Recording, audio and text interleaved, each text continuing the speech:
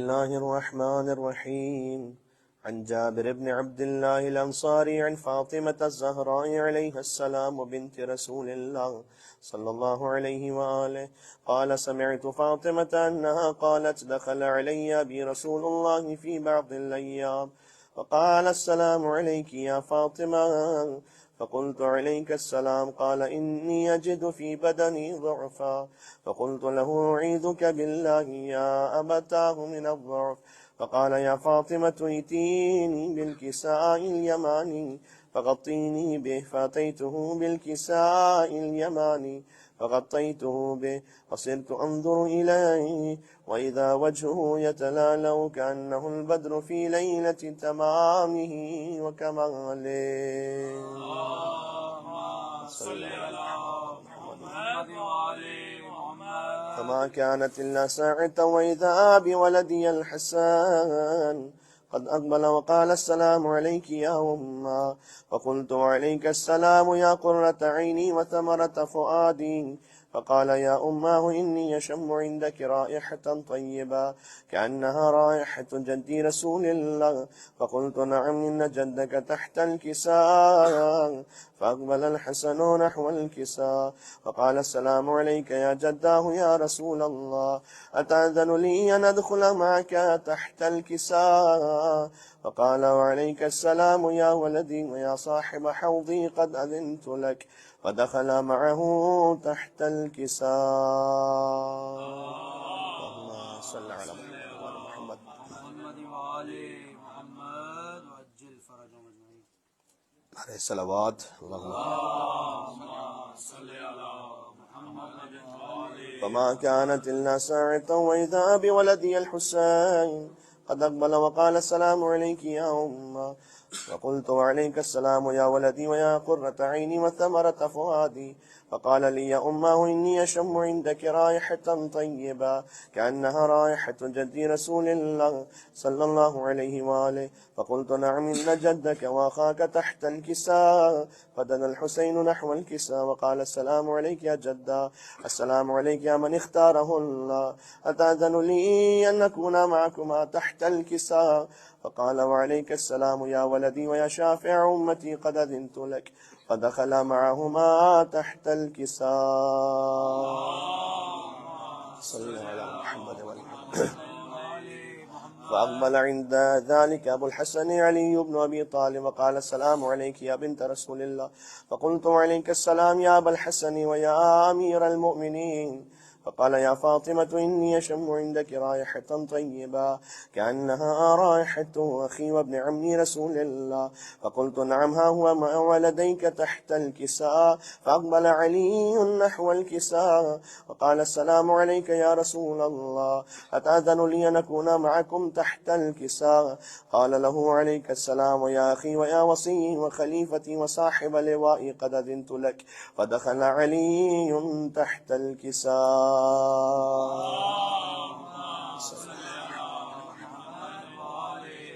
ثم أتيت نحو الكساء وقلت السلام عليك يا أبتاه يا رسول الله أتأذن لي أن أكون معكم تحت الكساء قال وعليك السلام يا بنتي ويا بضعتي قد أذنت لك فدخلت تحت الكساء.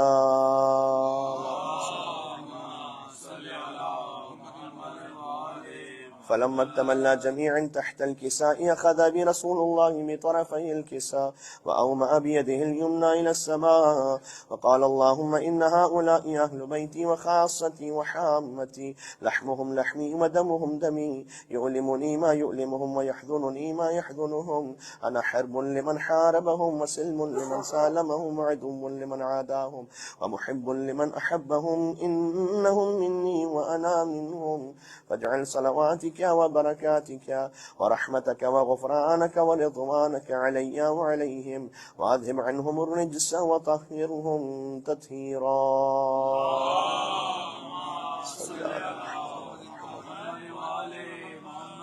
فقال الله عز وجل يا ملائكتي ويا سكان سماواتي إني ما خلقت سماء مبنية ولا أرضا مدحية ولا قمرا منيرا ولا شمسا مضية ولا فلكا يدور ولا بحرا يجري ولا فلكا يسري إلا في محبة هؤلاء الخمسة الذين هم تحت الكساء. فقال الأمين جبرائيل يا رب ومن تحت الكساء؟ فقال عز وجل هم أهل بيت النبوة ومعدن الرسالة، هم فاطمة وأبوها وبعلها وبنوها.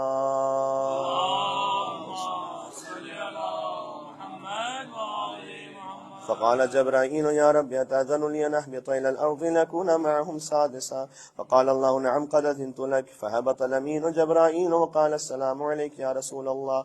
العلي الأعلى يقرأك السلام ويخصك بالتحية والإكرام ويقول لك يا عزتي وجلالي إني ما خلقت سماء مبنية ولا أرضا مدحية ولا قمرا منيرا ولا شمسا مضيا ولا فلكا يدور ولا بحرا يجري ولا فلكا يسري إلا لأجلكم ومحبتكم، وقد أذن لي أن أدخل معكم فهل تأذن لي يا رسول الله؟ فقال رسول الله وعليك السلام يا أمين وحي الله إنه نعم قد أذنت لك. فدخل جبرائيل معنا تحت الكساء.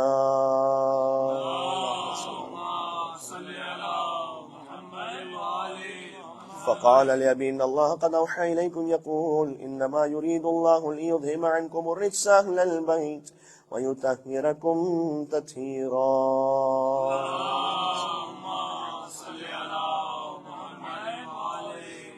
فقال علي لأبي يا رسول الله أخبرني ما لجلوسنا هذا تحت الكساء من الفضل عند الله؟ فقال النبي والذي بعثني بالحق نبيا واصطفاني بالرسالة نجيا ما ذكر خبرنا هذا في محفل من محافل أهل الأرض وفيه جمع من شيعتنا ومحبينا إلا ونزلت عليهم الرحمة وحفت بهم الملائكة واستغفرت لهم إلى أن يتفرقوا. فقال علي إذن والله فزنا وفاز شيعتنا ورب الكعبة. وقال النبي ثانيا يا علي ما الذي بعثني بالحق نبيا واصطفاني بالرسالة نجيا ما ذكر خبرنا هذا في محفل من محافل أهل الأرض وفيه جمع من شيعتنا ومحبينا وفيهم مهموم إلا وفرج الله هما ولا مغموم إلا وكشف الله غما ولا طالب حاجة إلا وقضى الله حاجته. فقال علي إذا والله فزنا وسعيدنا وكذلك شيعتنا فازوا وسعدوا في الدنيا والآخرة ورب الكعبة.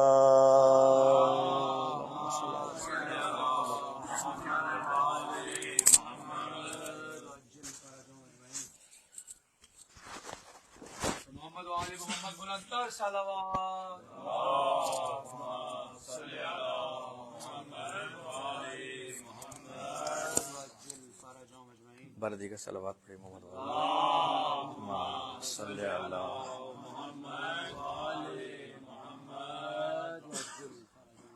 جناب مصدق لکھانی صاحب کے سلام کی چند پیش کروں گا. ایک مرتبہ درود پڑھیں محمد وآل محمد. اللهم صل على محمد وآل محمد. تفسیر انما کی صداقت لکھوں گا میں،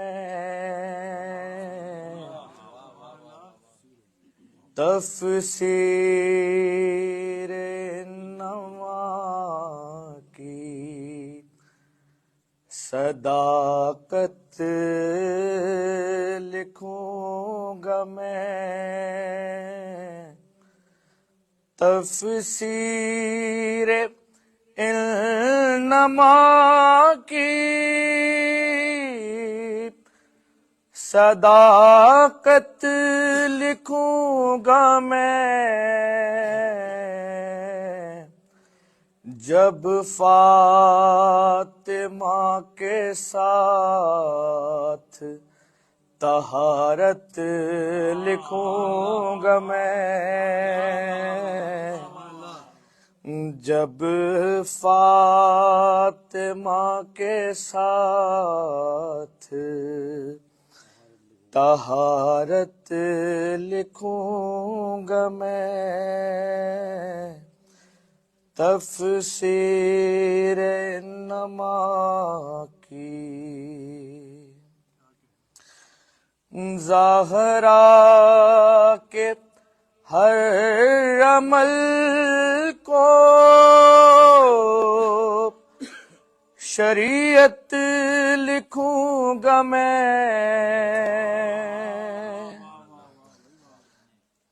زہرا کے ہر عمل کو شریعت لکھوں گا میں،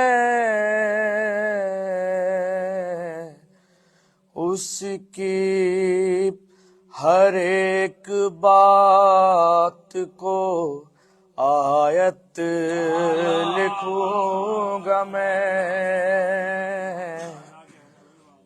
اس کی ہر ایک بات کو آیت لکھوں گا میں،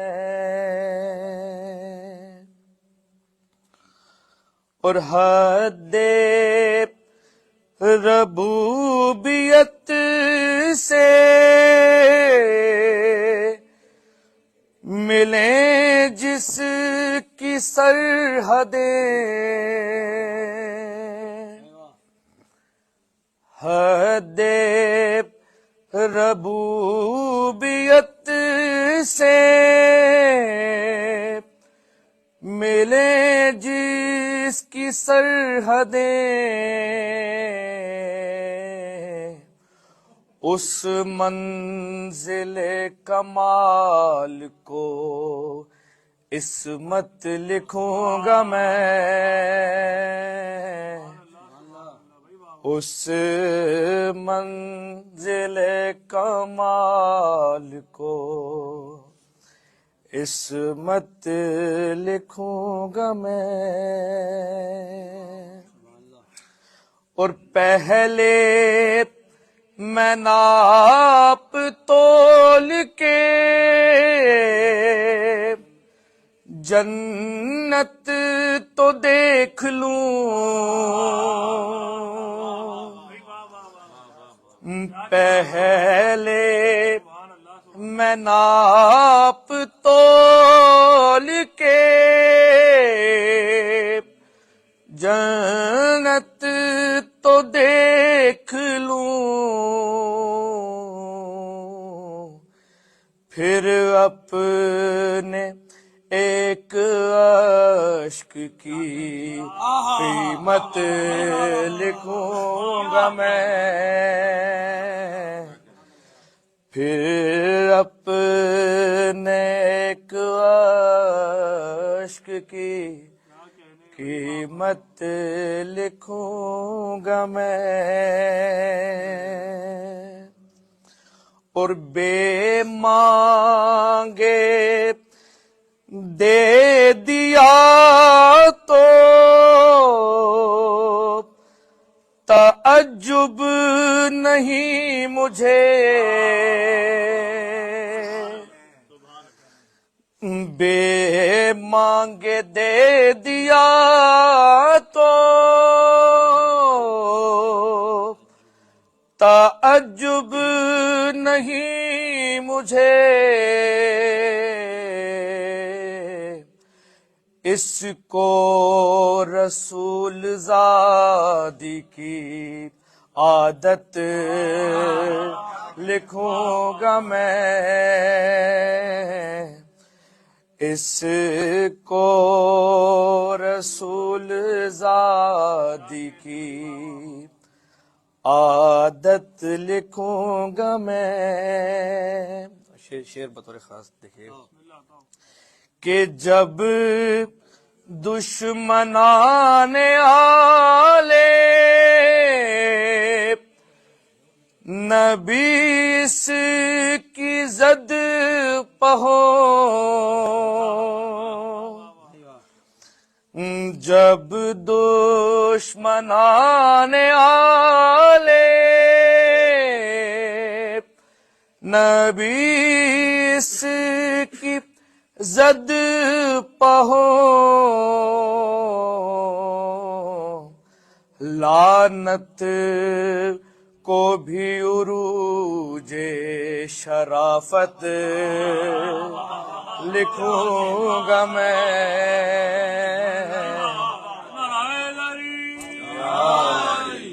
لعنت کو بھی عروج شرافت لکھوں گا میں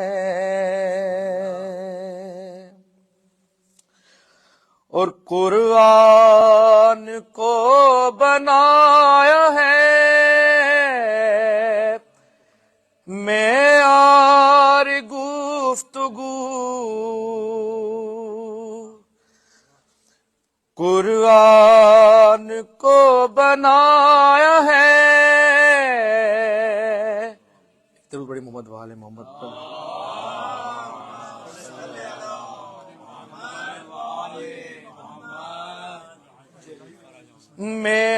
معیار گفتگو قرآن کو بنایا ہے معیار گفتگو فضا کی مدح کو بھی تلاوت لکھوں گا میں فضا کی مدح کو بھی تلاوت لکھوں گا میں محسن کا خون بھی علی اصغر کا خون ہے محسن کا خون بھی علی اصغر کا خون ہے اس کو بھی کربلا کی شہادت لکھوں گا میں اور جس لمحہ در گرایا گیا تھا بطول پر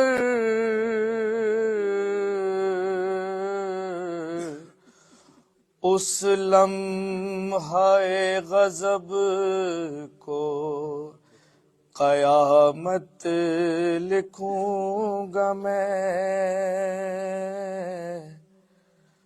اس لمحہ غضب کو قیامت لکھوں گا میں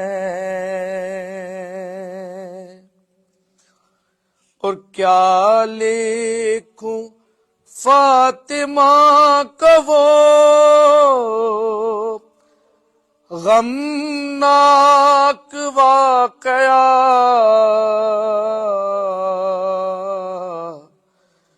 عشق کو بھی بے وفائی امت لکھوں گا میں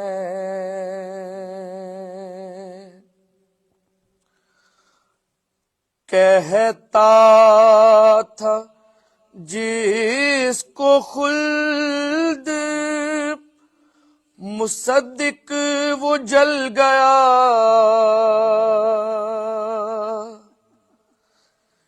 کہتا تھا جس کو خلد مصدق وہ جل گیا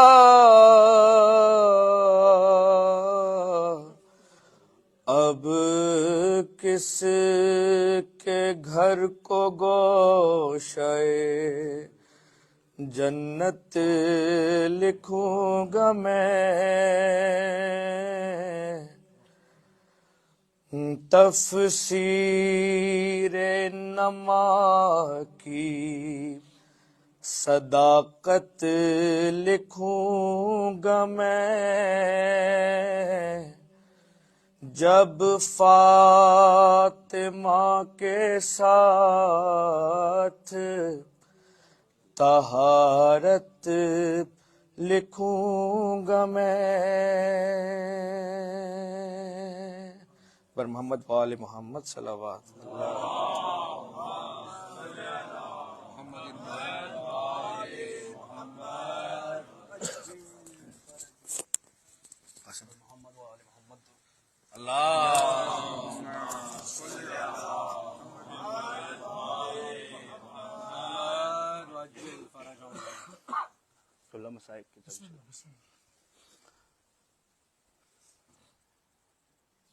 کیسے دروازہ ہٹاؤں، کیسے محسن کو بچاؤں، کیسے دروازہ ہٹاؤں، کیسے محسن کو بچاؤں، سانس سینے میں رکی ہے،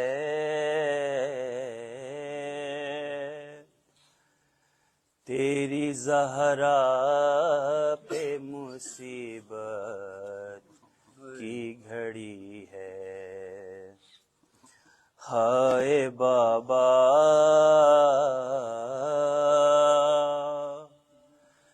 تیری زہرا پہ مصیبت کی گھڑی ہے،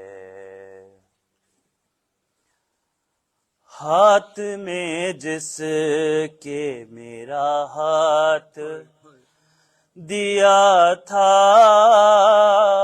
تم نے، کہہ کے من کن تو جسے مولا کہا تھا تم نے،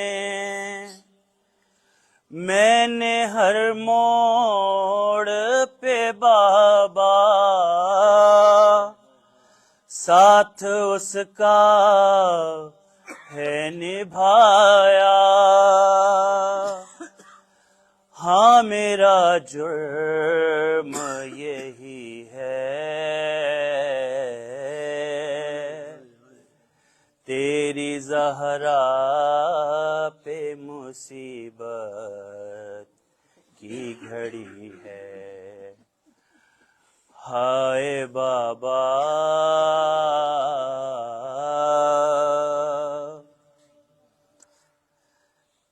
تیری امت نے بنا دی ہے یہ حالت بابا، کوئی پسلی بھی نہیں میری سلامت بابا، سانس لیتی ہوں میں جس دم رکنے لگتا ہے میرا دم، صرف مرنے کی کمی ہے، تیری زہرا پہ مصیبت کی گھڑی ہے، ہائے بابا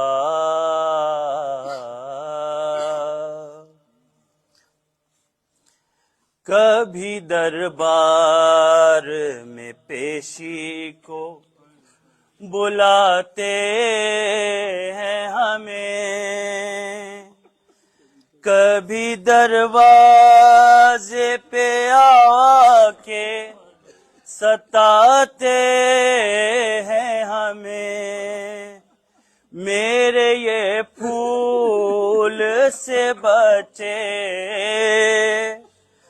پوچھتے ہیں یہی مجھ سے کیا خطا ہم سے ہوئی ہے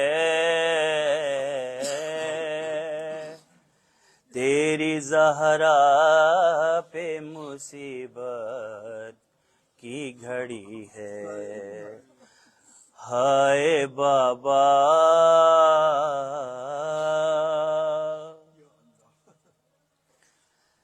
شرم آتی ہے بھلا تم کو بتاؤں کیسے یہ تماچوں کے نشاں تم کو دکھاؤں کیسے تم نہ پہچان سکو گے تم نہ پہچان سکو گے دیکھ کر مجھ کو کہو گے کیا میری زہرا یہی ہے تیری زہرا پہ مصیبت کی گھڑی ہے ہائے بابا تیری زہرا پہ مصیبت کی گھڑی ہے بر محمد و آل محمد صلوات صلی اللہ محمد و آل محمد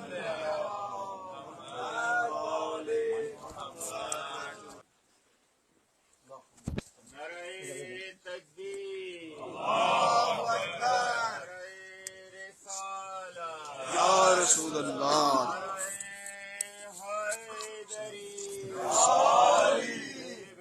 دشمنوں پہ لانا جناب سیدہ زہرا سلام اللہ علیہا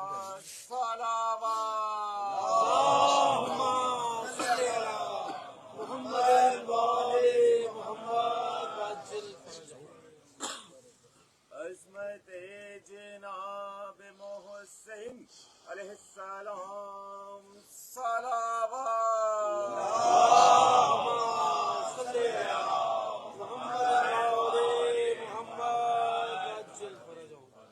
اعوذ باللہ من الشیطان الرجیم بسم اللہ الرحمن الرحیم الحمد للہ الذی جعل الحمد مفتاحا لذکرہ وسببا للمزید من فضلہ ودلیلا علی آلائہ وعظمتہ ثم الصلاة والسلام على عبده وامین وحیہ وخاتم رسلہ سیدنا و مولانا بالقاسم محمد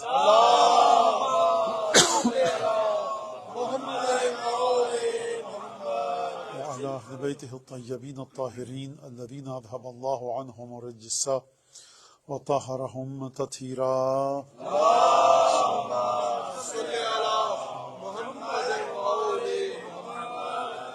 واللعن الدائم على أعدائهم أجمعين أما بعد فقد قال الله الحكيم في كتابه المجيد أعوذ بالله من الشيطان الرجيم قل لا أسألكم عليه أجرا إلا المودة في القربة درود بھیجیں محمد علیہ وسلم اللهم صل على محمد وآل محمد ہم تقریباً بلکہ تحقیقاً اور بغیر کسی شک کے ایام عزا کے بالکل آخری ایام میں ہیں اور آخری دنوں میں ہیں اور یہ وہ دن ہے کہ جہاں پر بر صغیر کے مطابق عزائے سید الشہداء ضم ہو جاتی ہے مل جاتی ہے آ کر عزائے جناب سیدہ کے ساتھ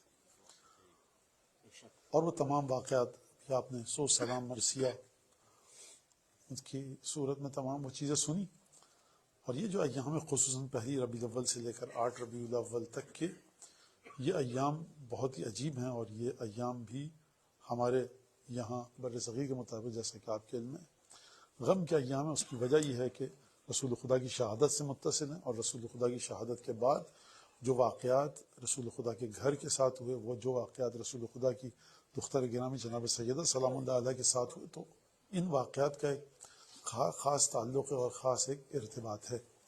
آیت جو میں نے آپ کے سامنے پڑھی ہے وہ آیت آپ کے سامنے بخوبی آپ سب اس سے واقف ہیں کہ پروردگار عالم ارشاد فرما رہا ہے کہ قل لا اسألکم علیہ اجرا الا المودۃ فی القربى۔ ابھی ان سے کہہ دو، کن سے کہہ دو؟ اپنی امت کے لوگوں سے کہہ دو کہ میں تم سے اجر رسالت کے سلسلے میں کچھ نہیں مانگتا مگر یہ کہ المودۃ فی القربى۔ یہاں پر آپ حضرات کی توجہ اس جانب دلاؤں کہ ایک دفعہ عربی میں یہ کہا جاتا ہے قل لا اسألکم علیہ اجرا الا مودۃ القربى۔ عربی میں دونوں لحاظ سے کہا جا سکتا ہے، میں تم سے کچھ نہیں چاہتا مگر یہ کہ میرے قرابت داروں سے محبت کرو، یا میرے قرابت داروں کی محبت۔ مودۃ القربى کا مطلب کیا ہے؟ قرابت داروں کی محبت۔ زائر کربلا کا مطلب کیا ہے؟ کربلا کا زائر۔ زائر بیت اللہ کا مطلب کیا ہے؟ زائر نجف، نجف کا زائر۔ مسافر نجف، نجف کا مسافر۔ آپ نجف کے علاوہ کوئی بھی شہر رکھ دیجئے، مسافر فلاں شہر، مسافر شام، مسافر حلب۔ تو مودۃ القربى کا مطلب کہ قربا کی محبت، بات واضح ہو جاتی۔ خدا نے یہ نہیں کہ قل لا اسألکم علیہ اجرا الا مودۃ القربى۔ میں نہیں کہہ رہا خدا اس طرح سے آیت بھیج سکتا تھا، میں مثال دے کے سمجھانا چاہ رہا ہوں۔ خدا نے کیا فرمایا؟ المودۃ فی القربى۔ یہ اس سے الگ ہے کہ قرابت داروں کی محبت، یہ اس سے الگ ہے کہ المودۃ فی القربى۔ المودۃ کا مطلب کیا ہے؟ اب آپ اس الف لام کا مطلب جو بھی لیجئے، لیکن میں زیارت آل یاسین کا ایک لفظ ہے اس سے مدد لے کر سب سے پہلے تو اس بات کو واضح کروں کہ یہ مودۃ قربہ ہے کیا اور کس مرحلے پر ہے۔ میں نے پہلے بھی شاید اسی شہر میں اس پر گفتگو کی تھی، مجھے نہیں پتا کی تھی یا نہیں کی تھی، بہرحال کیونکہ اہم بات ہے اس لیے اس کو سمجھیے اور یہ مودت کے خطوط کو معین کرنے میں کام آئے گی۔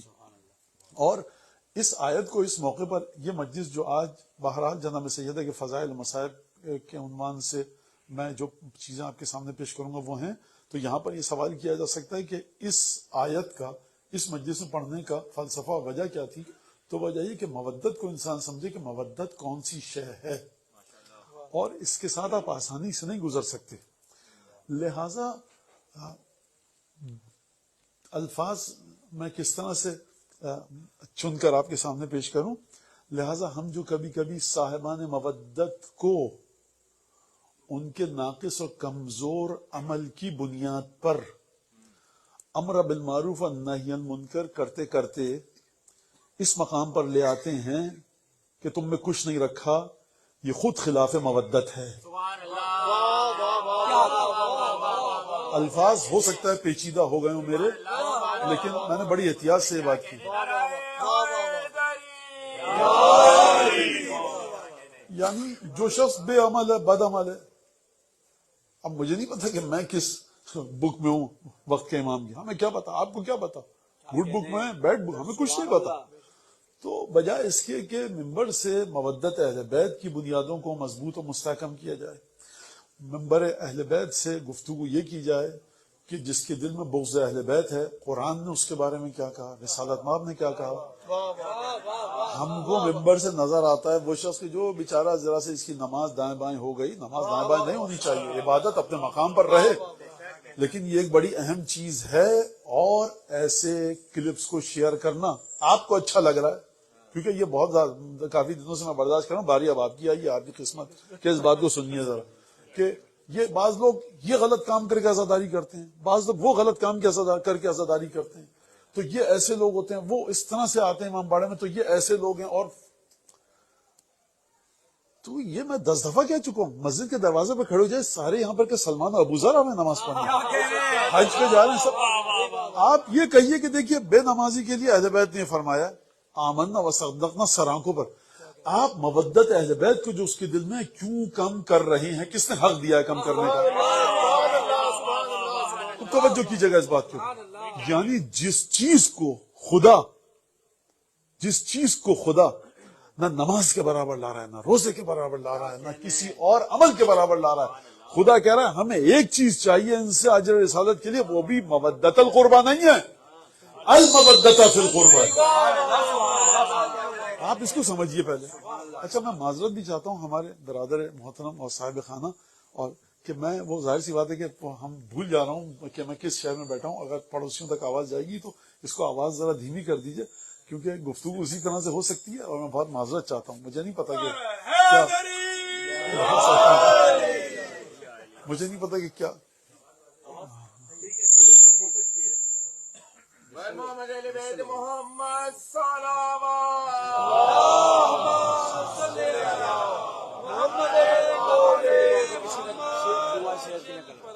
ابھی کرواؤں میں، مجھے یاد لا دیا مجلس سے. اظہار مودت اہل بیت محمد صلوات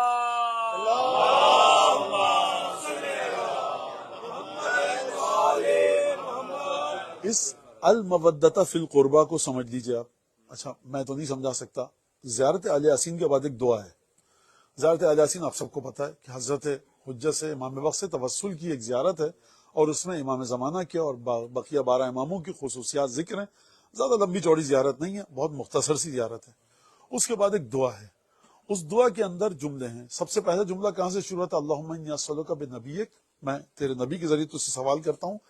اور اس میں رسول خدا کے دو خصوصیات آئی ہیں، کلمت نورک و نبی رحمتک. دو خصوصیات رسول خدا کی، ان کے صدقے سے تجھ سے سوال کرتا ہوں. پہلی بات تو یہ کلمت نورک، تیرے نور کا کلمہ ہے تیرا نبی، اور نبی رحمتک، تیری رحمت کا نبی ہے کون؟ ہمارے ختمی مرتبہ.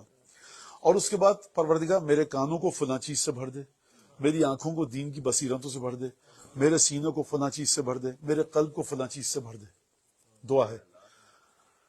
یہ کیا دعا ہے؟ یعنی ذات انسان کی میں، شخصیت میں انسان کی مختلف خانے ہیں.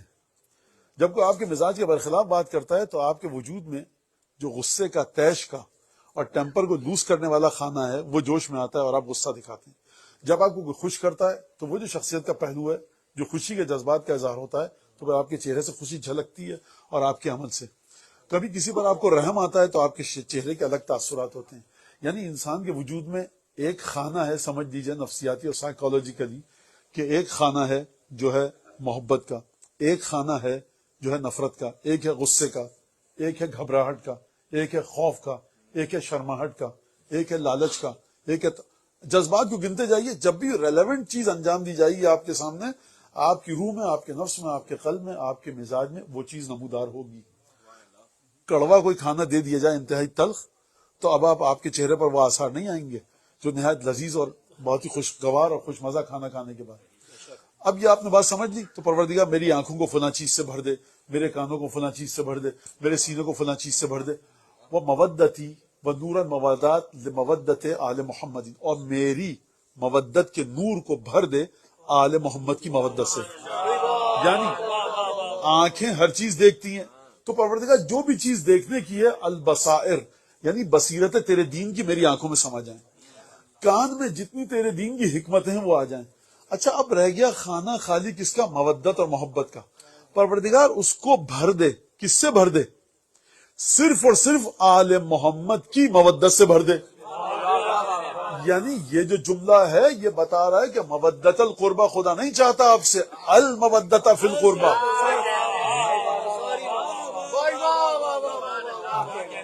مودت کا جتنا بھی مادہ اور سبسٹنس ہے، مودت کی جتنی بھی مقدار ہے، صاحب آپ کو مودت محبت 10 لوگوں سے ہو سکتی ہے، مختلف نیتوں کی بنیاد پر، مختلف انٹینشنز کی بنیاد پر. لیکن دیکھو جو مودت اور محبت جو تمہارے دل میں خانہ خالی ہے نا مودت کا، اس کو بھرو اس طرح سے کہ اس میں سوائے آل محمد کی مودت کے کچھ نہ ہو. اب جب بھی کسی کی مودت کو دل میں رکھنا تو یہ دیکھ کر رکھنا کہ آل محمد سے کتنا فاصلہ ہے اور آل محمد سے کتنا دور ہے. اور آل محمد کی مودت کو دیکھنا تو 2 چیزوں کا خیال رکھنا. دوبارہ سے سن لیجئے کیونکہ وقت نہیں ملے گا دہرانے کا. سب سے پہلی بات، جو تمہارے وجود میں خانہ خالی ہے مودت کا، اس کو بھر لو مکمل طریقے سے. المودت فی القربہ، مودت قربہ نہیں، المودت. جتنی بھی مودت کا سامان ہے، جتنی بھی مودت کی مقدار ہے، جو کچھ بھی ہے، جتنے معانی کے ساتھ ہے، جتنے ڈائمینشنز ہیں، جتنے اسپیکٹس ہیں، فی القربہ اس کو نچھاور کر دو اہل بیت کی بارگاہ میں. کوئی جذبہ مودت و محبت کا باقی نہ رہے کسی اور کے لیے. جب یہاں پر یہ بات آ گئی مودت کے تمام جذبات کو نچھاور کر دو، نثار کر دو اہل بیت کے لیے. اب اس کا مطلب کیا ہے؟ اور مودت اہل بیت کی نشانیاں دو ہیں. پہلی تو نشانی میں نے آپ کو بتا دی، اور باقیہ دو نشانیاں یہ دونوں ہی مولا سے لی گئی ہیں. ہمارے اور آپ کے 8 امام فرماتے ہیں علیکا بولایتنا. ریاض میں شب دیکھو 8 جملے ارشاد فرما امام نے پہلی محرم کو. ریان ابن شبیر داخل ہوا 8 جملے، 8ویں امام 8 جملے. آخری جملے میں فرما سید الشہداء کے ذبح کا طریقہ بتایا، بنی کس طرح سے ذبح کیا گیا سید الشہداء کو. 18 بنی ہاشم کی خصوصیت بتائی گئی. وہاں پر ایک جملہ ہے، دیکھیے جتنا آپ حدیثوں سے دور ہوں گے اتنا ہی ہر لٹیرا اچکا آپ کے دماغوں کو اچکے لے جائے گا. غور فرمائیں، آپ سمجھیے کیا فرما رہے ہیں 8ویں امام. اب دیکھیے آج کے دور میں بعض لوگوں کی عقل 8ویں امام سے زیادہ ہے، مجھے ان سے کچھ لینا دینا نہیں ہے.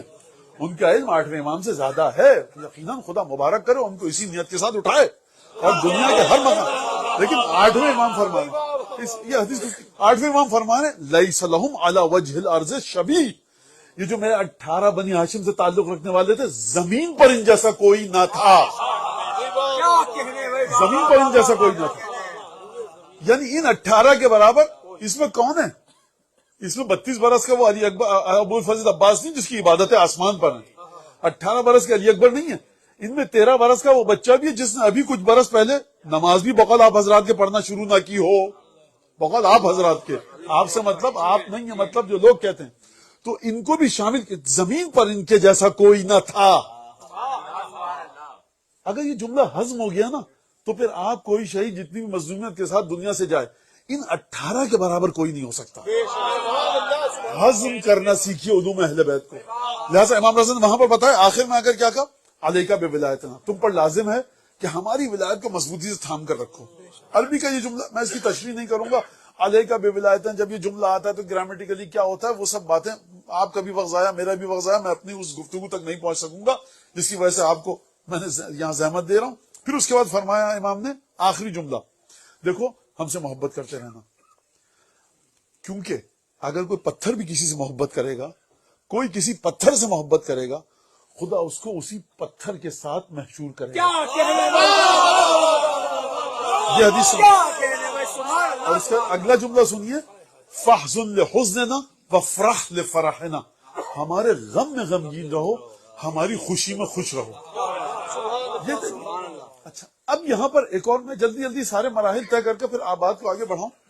اور پھر امام نے فرمایا کہتے ہیں ابن رسول اللہ زمانہ بنو عباس بنو امیہ یہ سب زمانہ ہے اور آپ کے دشمنوں کے بارے میں ہمارے جذبات ہیں. میں اپنے الفاظ میں جلدی جلدی اس روایت کے مناظر کو طے کرنا چاہتا ہوں. تو میں نہیں کر سکتا آپ کے دشمنوں سے بیزاری کا اظہار لعنت، تو میں اپنے گھر میں بیٹھ کر یہ کام کرتا ہوں.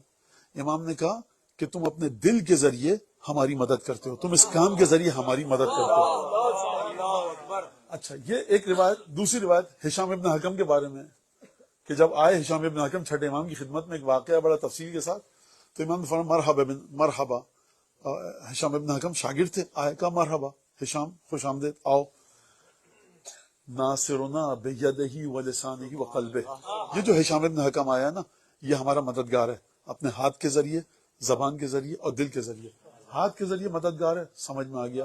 کوئی غلط کام ہو رہا ہے امام کے خلاف اس کو روک لیں گے. کوئی نعوذ باللہ کوئی پتھر آیا امام تک تو روک لیں گے، تیر آیا روک لیں گے. ہاتھ کے ذریعے کوئی کتاب لکھ دیں گے، کسی کو خط لکھ دیں گے کہ امام کی حقانیت کو ثابت کرنے کے لیے، یہ ہاتھ ہے. زبان سے کسی کو گفتگو کر کے سمجھائیں گے. یہ دل سے کیسے مدد ہوتی ہے؟ آپ اس مسئلے کو حل کیے، دل سے کیسے مدد ہوتی ہے؟ سرکار دل سے ایسے. ابھی امام نے فرمایا کہ تم اگر خلوت میں بیٹھ کر لعنت کرتے ہو ہمارے دشمن پر تو فرمایا اس حدیث میں تم اپنے دل کے ذریعے ہماری مدد کرتے ہو. لہذا دل کے آپ کو جذبات، جو امام نے فرمایا دل کے جذبات آپ کے ایسے ہوں جو امام کے تابع ہوں. اگر امام نے اگر دعا زیارت علی یاسین کے بعد کی دعا فرما رہی ہے کہ مودتی، جو میرے دل میں مودت ہے اور نور موالات ہے اس کو بھر دے آل محمد کی مودت کے ساتھ، اس میں کوئی جگہ باقی نہ رہے. اب اگر میں آپ سے ہما شما کسی اہل غیرے کی مودت مانگوں گا، آپ کے مولانا دیر سے آئے، آپ جتنی مودت تھی وہ تو ہم بکھیر کے آ گئے سجدہ کے قدموں میں.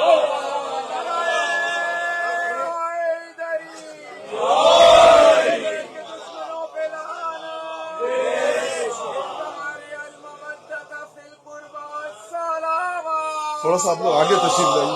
یہاں جگہ آپ لوگ اور خوشنودی امام زمانہ بلندر صلوات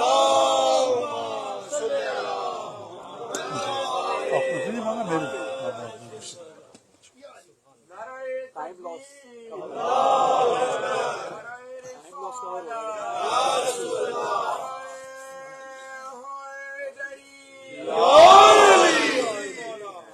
ہاں کوئی نہیں کہتا نماز پڑھی نہیں پڑھی آپ کا امام نماز نہیں پڑھی امام ناراض ہے آپ کا امام ناراض ہے خواتین نے اگر اپنے جو مسائل شرعیہ ہیں ایک موٹی سی بات سامنے کی پردے کا خیال نہیں رکھا یقیناً جناب سیدہ ناراض ہیں اس میں کوئی دو رائے نہیں ہے لیکن آپ عمل حرام واجب مستحب مکروہ کو اس طرح سے پیش مت کیجئے کہ آنے والی نسل مودت اہل بیت کو ایک کولیٹرل بینیفٹ سمجھے آگے آ گیا نہیں آیا کنارے کی ایک چیز سمجھے خود توجہ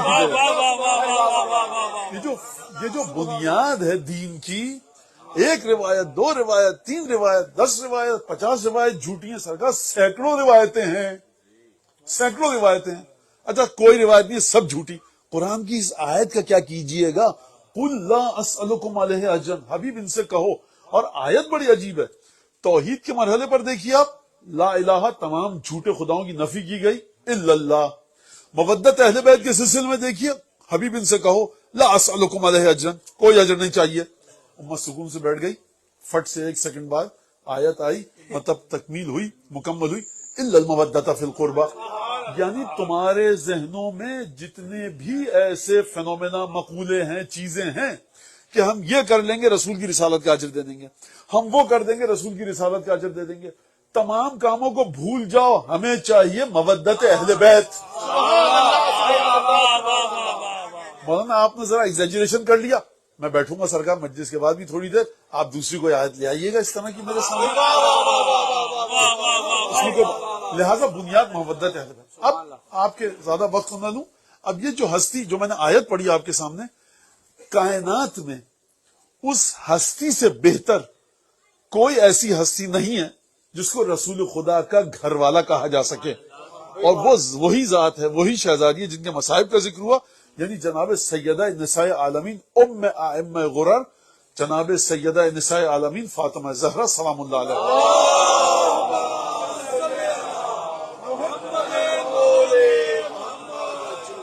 میں مدد دے رہا ہوں امام سجاد علیہ السلام سے امام سجاد علیہ السلام نے فرمایا ایک دفعہ کوفے میں ایک دفعہ شام میں کہ دیکھو اب جملے مختلف ہیں اور اس میں بھی امام کی حکمت امامت ہے مرحلہ عصمت پر گفتگو کی کیا خوبصورت گفتگو ہے آپ سرکار آپ خواہ مخواہ یہ کتابیں پڑھتے رہتے ہیں وہ کتاب امام حسین کے بارے میں پڑھی کربلا کی چھپ گئی وہ پڑھیں یہ چھوڑ دیجیے سب الجھانا اپنے آپ کو ان چیزوں میں آپ جا کر زیارت عاشورہ کیوں نہیں ہضم کر رہے امام حسین صاحب کی زیارتوں کو ہضم کیجیے آپ جا کر خطبے پڑھیے امام سجاد کے کن چیزوں پر گفتگو ہو رہی ہے جناب زینب کے خطبوں کو پڑھی کن چیزوں پر تو آپ کو آرگینک ہونا پڑے گا دوبارہ بہت ریفائنڈ ہو گیا انسانی ذہن کے ذریعے یہ چیز آپ کو جانا پڑے گا آرگینک لیول پر کہ جس کے اوپر کوئی انسانی کاوشوں کی چھینٹیں نہ ہو آپ کہتے ہیں نا آرگینک لہذا امام سجاد نے کوفے میں کہا کہ دیکھو من عرفنی فقد عرفنی ومن لم يعرفنی فانا اعرفه بحسبی و نسبی جو مجھے جانتا وہ جانتا جو نہیں جانتا میں اسے اپنا حسب بھی بتا رہا ہوں اور نسب بھی دربار شام میں یہی جملہ فرمایا کہا کہ یہ ہے میرا حسب اور یہ ہے میرا نسب اب 2 چیزیں آپ کے سامنے آئیں حسب اور نسب یہ کیا ہوتا ہے حسب اور نسب نسب یہ کہ فادرز نیم کے کالم میں آپ فادر کا نام لکھتے ہیں مدرز نیم کے کالم میں آپ والدہ کا نام لکھتے ہیں دادا کا نام پوچھے دادا کا پردادا کا اور جتنی بھی پوچھا جائے آپ سے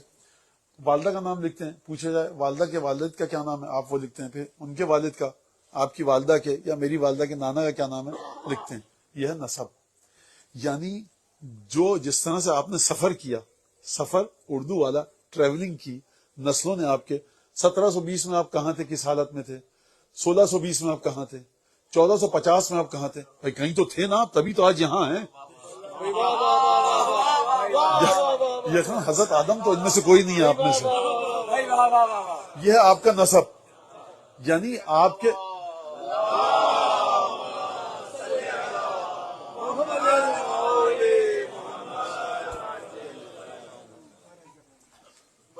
السلام سرکار، میں شرمندہ معذرت چاہتا ہوں.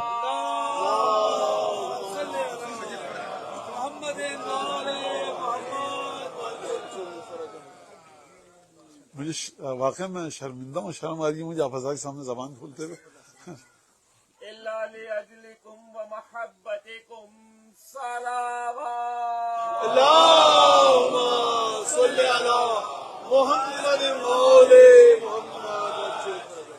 تو نسب یعنی آپ کے اینسسٹرز. یہ حسب کیا ہوتا ہے؟ حسب یعنی جو اہل لغت نے کہا ہے آپ کی خاندانی شرافت، آپ کی خاندانی شرافت ندیال سے آتی ہے، ددیال سے آتی ہے، دونوں طرف سے آتی ہے. تو امام نے فرمایا یہ میرا تھا نسب، میرا نام علی ہے، باپ کا نام حسین، دادا کا نام علی اور پردادا کا نام ابو طالب. اور بھی فرمایا دیکھو ہماری جو نانی کہیے دادی کہیے دونوں لحاظ سے، فرمایا مادر گرامی میری جدہ فاطمہ بنت محمد، اور پھر فرمایا خدیجہ الکبریٰ، ان دونوں ہستیوں کا نام لیا. کہا یہ میرا نسب تھا. حسب کا مطلب کیا ہے؟ جن فضائل یا اچھی خصوصیات کے آپ مالک ہیں. پھر اس کے بعد امام نے اپنی خصوصیات بتانی شروع کی. تو گھر والوں کو جب آپ کہتے ہیں میرے اہل بیت ہیں، یہ ہمارے گھر والے ہیں، تو دو بنیادوں پر معمولاً انسانی معاشرے میں سماج میں سوچا جا سکتا ہے. مانا یہ جو ہے نا یہ ہمارے دادا کے بھائی کے بیٹے ہیں تو ان کا نسب ہم سے جڑا ہوا ہے. ایک دفعہ کسی شاگرد کو آپ اتنی تربیت کرتے ہیں کہ وہ ایران سے آتا ہے، شیراز یا اصفہان سے، کہاں سے بیچارہ مظلومیت کے تمام مظالم کو برداشت کرتے ہوئے، اور آتا ہے آپ کے پاس، اور آپ ہیں ختمی مرتبت، اور آپ کہتے ہیں دیکھو ہے تو باہر سے لیکن منا اہل البیت ہے. سبحان اللہ سبحان اللہ سبحان اللہ. سلمان کے نسب میں رسول خدا نہیں آتے، سلمان کے حسب میں رسول خدا آتے ہیں.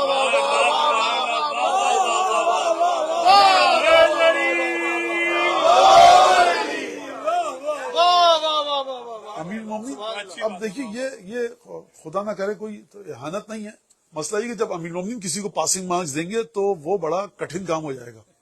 تو جناب اپنے ایک فرزند کو آپ جانتے ہیں نام، کیونکہ میں نام اس لیے نہیں لے رہا کہ بڑے برے طریقے سے کبھی کبھی بعض مومنین گفتگو کر دیتے ہیں. بہرحال فرزند جناب امیر ہیں اور کسی کو ضرورت کی برابر احانت کا حق نہیں ہے. میں نے کہا نا کہ میری نماز صاحب میں تو سب سے اچھی نماز، جب امیر مومنین نمبر دیں گے نا اور جائے دیکھا ہم نیگیٹو میں جا رہے ہیں ہمارے نمبر، تب ہمیں ہوش آئے گا. لہٰذا جناب امیر نے آگے بھیجا اور فرزند ہیں، لڑے بڑے جنگ کے، لیکن بہادری کا امتحان جناب امیر کو دینا ہے. تو کہا کہ دیکھو یہ ننیال کا اثر ہے. بھائی کیا کہنے، سبحان اللہ. اور پھر امام مشتبہ آگے بڑھے، نیزہ لے کر گئے اور اونٹنی کے گرد گھیرے کو توڑ کر آئے، نیزے سے خون بہ رہا ہے. تو جو فرزند تھے ان کے چہرے پر ایک آثار آئے خجالت کے اور شرمندگی کے. کالا تانف، چہرے پر یہ آثار کیسے ہیں؟ اور یہ تم میرے بیٹے ہو، یہ رسول خدا کا بیٹا ہے. آپ یہ جناب امیر کی زبان سنیے، حسب اور نسب کو سمجھ لیا. اب آپ مجھے یہ بتائیے کہ جناب سیدہ کے بارے میں آپ کس چیز کی فضیلت کو بتائیں گے، حسب یا نسب؟ جو حسب ہے وہ نسب ہے، جو نسب ہے وہ حسب ہے.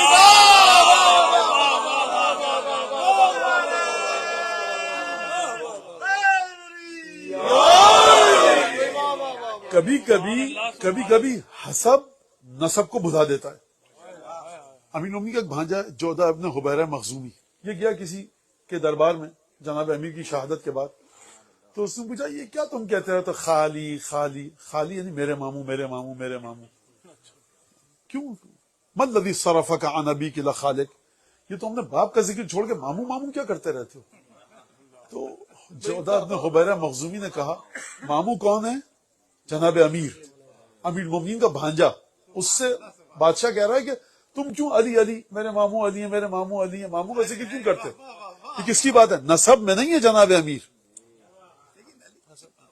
کہا کہ لو کان لک خال مثل خالی لنسیت اباک، اگر تیرا بھی میرے ماموں کی طرح کوئی ماموں ہوتا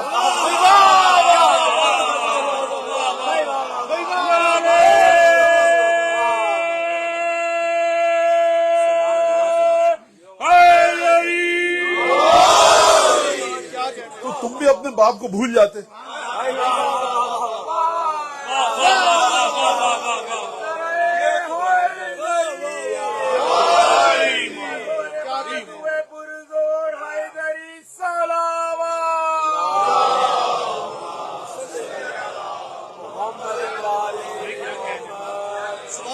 بہرحال جناب جودہ نے یہاں پر تکلف سے کام لیا کہ جو کہا کہ تم بھول جاتے, اور میں اس سے آگے گفتگو کروں گا نہیں, کیونکہ بھولنے کی اپنی شرائط ہیں.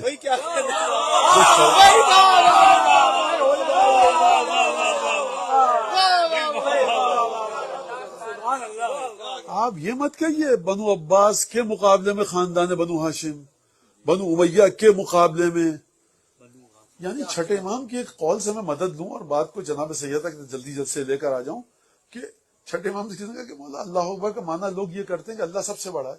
امام نے کہا اکانا سمت شیء, اس کے برابر کوئی ہے بھی جو اس سے مقابلہ کرواؤ گے.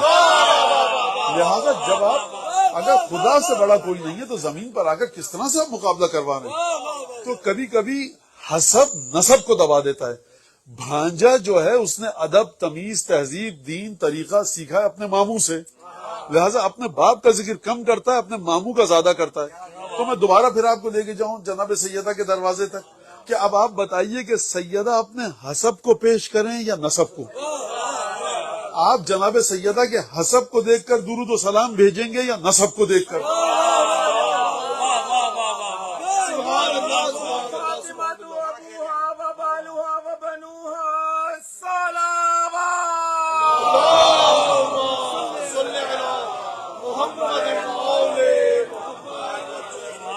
اگر ننیال کا نسب دیکھا جائے تو ایسا نسب ہے کہ سمجھ میں نہیں آ رہا میرے کو اس حسب کو بتاؤں یا نسب کو بتاؤں. جناب خدیجہ سلام اللہ علیہ. کون خدیجہ کے پروردگار عالم سلام بھیج رہا ہے اپنی بارگاہ سے, اور پوری کائنات میں ازل سے لے کر ابد تک خدا کو 4 خواتین دکھی جس میں سے ایک خدیجہ ہیں. تو یہ اب میں کہوں نسب یا حسب. اور اگر پدر بزرگوار کو دیکھیں تو کچھ کہنا گستاخی ہو گیا آپ حضرات کے سامنے کہ کون ہے کس مقام پر ہے. اب اگر نسب ایسا ہے اور حسب ایسا ہے, اور پھر میں ایک اور جملہ اس میں ایک اضافی جو فضیلت جناب سیدہ کی, اضافی سے مطلب مزید بڑھ جاتی ہے, وہ یہ کہ رسول خدا کو تعزیت اور تسلیت اور سکون قلب پیش کیا جا رہا ہے جناب سیدہ کے ذریعے. جب اپنے فرزند کو دفن کر کے آئے, گھر میں آئے, سامنے خانہ کعبہ 10-20 قدم کا فاصلہ تھا, 50 قدم کا, جہاں تک لوگ گن سکے, اور وہ وہیں صفا مروہ کے پیچھے جہاں پر آپ دیکھ چکے ہیں تو وہاں پر. لیکن جناب خدیجہ گھر اس سے ذرا سا علماء فرماتے ہیں کہ آگے تک جنہوں نے کتابیں لکھی ہیں, ایک تو رسالت ماں کا گھر آپ دیکھ چکے ہیں, بیت الشرف جہاں پر ولادت ہوئی تھی اس سے بھی ذرا زیادہ نزدیک تھا جناب خدیجہ کا گھر جہاں پر رسالت ماں رہتے تھے. جب دفن کر کے آئے جناب خدیجہ کو تو جناب سیدہ پریشان تھی, تو پروردگار عالم نے تعزیت اور تسلیت بھیجی ہے. کس کو؟ جناب سیدہ کی بارگاہ میں. پھر اس کے بعد خود جناب خدیجہ کو سلام بھیجا, یعنی مادر گرامی کو بھی سلام بھیجا, جناب سیدہ کو بھی تسلیت و تعزیت دی پروردگار عالم نے. تو اب آپ یعنی کہاں سے بات شروع کی جائے اور کس طرح سے گفتگو کی جائے. یعنی اگر انسان ہر حدیث کو بھول جائے, جناب سیدہ کی شان کے بارے میں جو حدیث ہے تمام آیات کو بھول جائے, تاریخ کو یاد رکھے کہ جناب سیدہ کے پدر بزرگوار کا جب ذکر آئے گا, مادر گرامی کا جب ذکر آئے گا, تو مادر گرامی کون ہے, پدر بزرگوار کون ہے. یعنی حسب بھی ایسا کہ دنیا جواب نہیں لا سکتی, نسب بھی ایسا کہ دنیا جواب نہیں لا سکتی.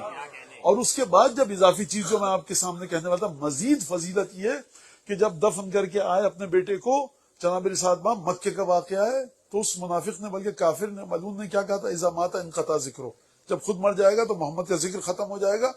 تو پروردگار نے قرآن مجید کی آیت بھی بھیجی, عینی اور جسمانی اور ظاہری صورت میں سیدہ کا تحفہ بھی عطا فرمایا.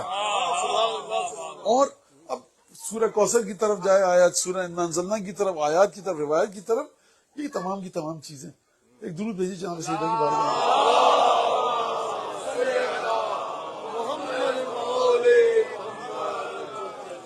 یہ جن بچوں کے چھوٹے بچوں کے تھوڑا سا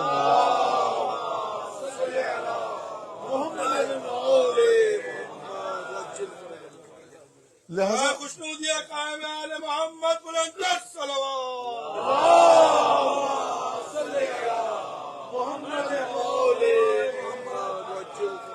لہذا جو بچے بیٹھے ہیں بہت چھوٹے اور بہت نوجوان اور بہت نونہال، بہت کم عمر کے، یہ شاید یہ جس معاشرے میں ان کی اسکولنگ ہو رہی ہے تو یہ کہیں گے یہ باتیں، ان باتوں کا فائدہ کیا، سما ماذا، سو واٹ. تو یہ میں ان کے لیے کر ہی نہیں رہا، یہ میں آپ کے لیے کر رہا ہوں، ان تک منتقل کیجئے. سبحان اللہ، سبحان اللہ، سبحان اللہ. آپ آئے ہیں اس معاشرے میں بچوں کو لے کر تو آپ کو ذمہ داری نبھانی ہے. سبحان اللہ، سبحان اللہ. ایک بات. دوسری بات، اب ان باتوں کو کس طرح سے آپ ان کے لیے ڈائجسٹیبل کر کر ان کے حلق میں، ان کی روح میں، ان کی عقل میں سموئیں گے، یہ آپ کا کام ہے. دوسری بات یہ، اب ان بچوں کے لیے بات ہے تو تھوڑی دیر بزرگ میرے اور میرے ہم عمر جو ہیں اور تھوڑے سے جو مجھ سے چھوٹے ہیں برداشت کریں گے، جن کی تربیت بر صغیر انڈو پاک ہندوستان پاکستان کے ماحول میں ہوئی ہے، وہ ذرا سا ان سے میں معافی چاہتا ہوں. دیکھیے، ہمیشہ آپ ڈیوائن ایسپیکٹ جو ہے نا کہ آیت یہ اتری، فرشتہ آیا، یہ واقعا دنیا کو ان چیزوں کے ذریعے آپ قائل نہیں کر سکتے. آپ قائل کیجئے سیرت کے ذریعے، روحانی بلندی کے ذریعے، کردار کے ذریعے، کہ کس طرح سے جناب سیدہ نے زندگی گزاری، ہیڈ آف دی اسٹیٹ کی بیٹی ہیں، کنیز گھر میں آئی ہے، کس طرح سے کام تقسیم کیا، کس طرح سے وہ تمام ذمہ داریاں ادا کی، کس طرح سے رسول خدا کی مدد کی. اس گھر کے اندر جتنے بھی لوگ ہیں نا، سب سے زیادہ انہوں نے اسلامک اسٹیٹ کو فائدہ پہنچایا ہے. جو شوہر ہے نا، اس کے باپ کے دسترخوان پر تو آپ کے اور ہمارے رسول 17 سال بیٹھے ہیں، اور اس کے بعد جب ہجرت کی رات آیا تو یہی نوجوان لیٹا. بدر، خیبر، خندق، احد، حنین، تمام کی تمام جگہوں پر رسول خدا کا دفاع کیا. اور 27 رجب کی جو زیارت ہے جناب امیر کی، اس کے اندر ایک جملہ فرمایا معصوم نے کہ کیا وقایتن لمہجتے. یہ آپ بہت احترام کے ساتھ عرض کر رہا ہوں سرکار، ایک مزید جھگڑا نہ کھڑا ہو جائے. ڈاکٹر اقبال ہمارے بہت بڑے شاعر ہیں، فلسفی ہیں، احترام کرتے ہیں. شکوہ جواب شکوہ ان کا یہ کہ ہم نے یہ کیا اور ہم نے وہ فتح کیا اور ہم نے وہ کیا. ہم سرکار، میں معذرت کے ساتھ یہاں پہ اب کوئی مسئلہ ہو جائے گا، آپ دیکھیے اہل بیت کے پیمانوں کے ذریعے تولیے. آپ کا امام فرما رہا وقایتن لمہجتے، جو خون بچا بہنے سے رسول خدا کا وہ صرف علی کے ذریعے تھا. آپ کہہ رہے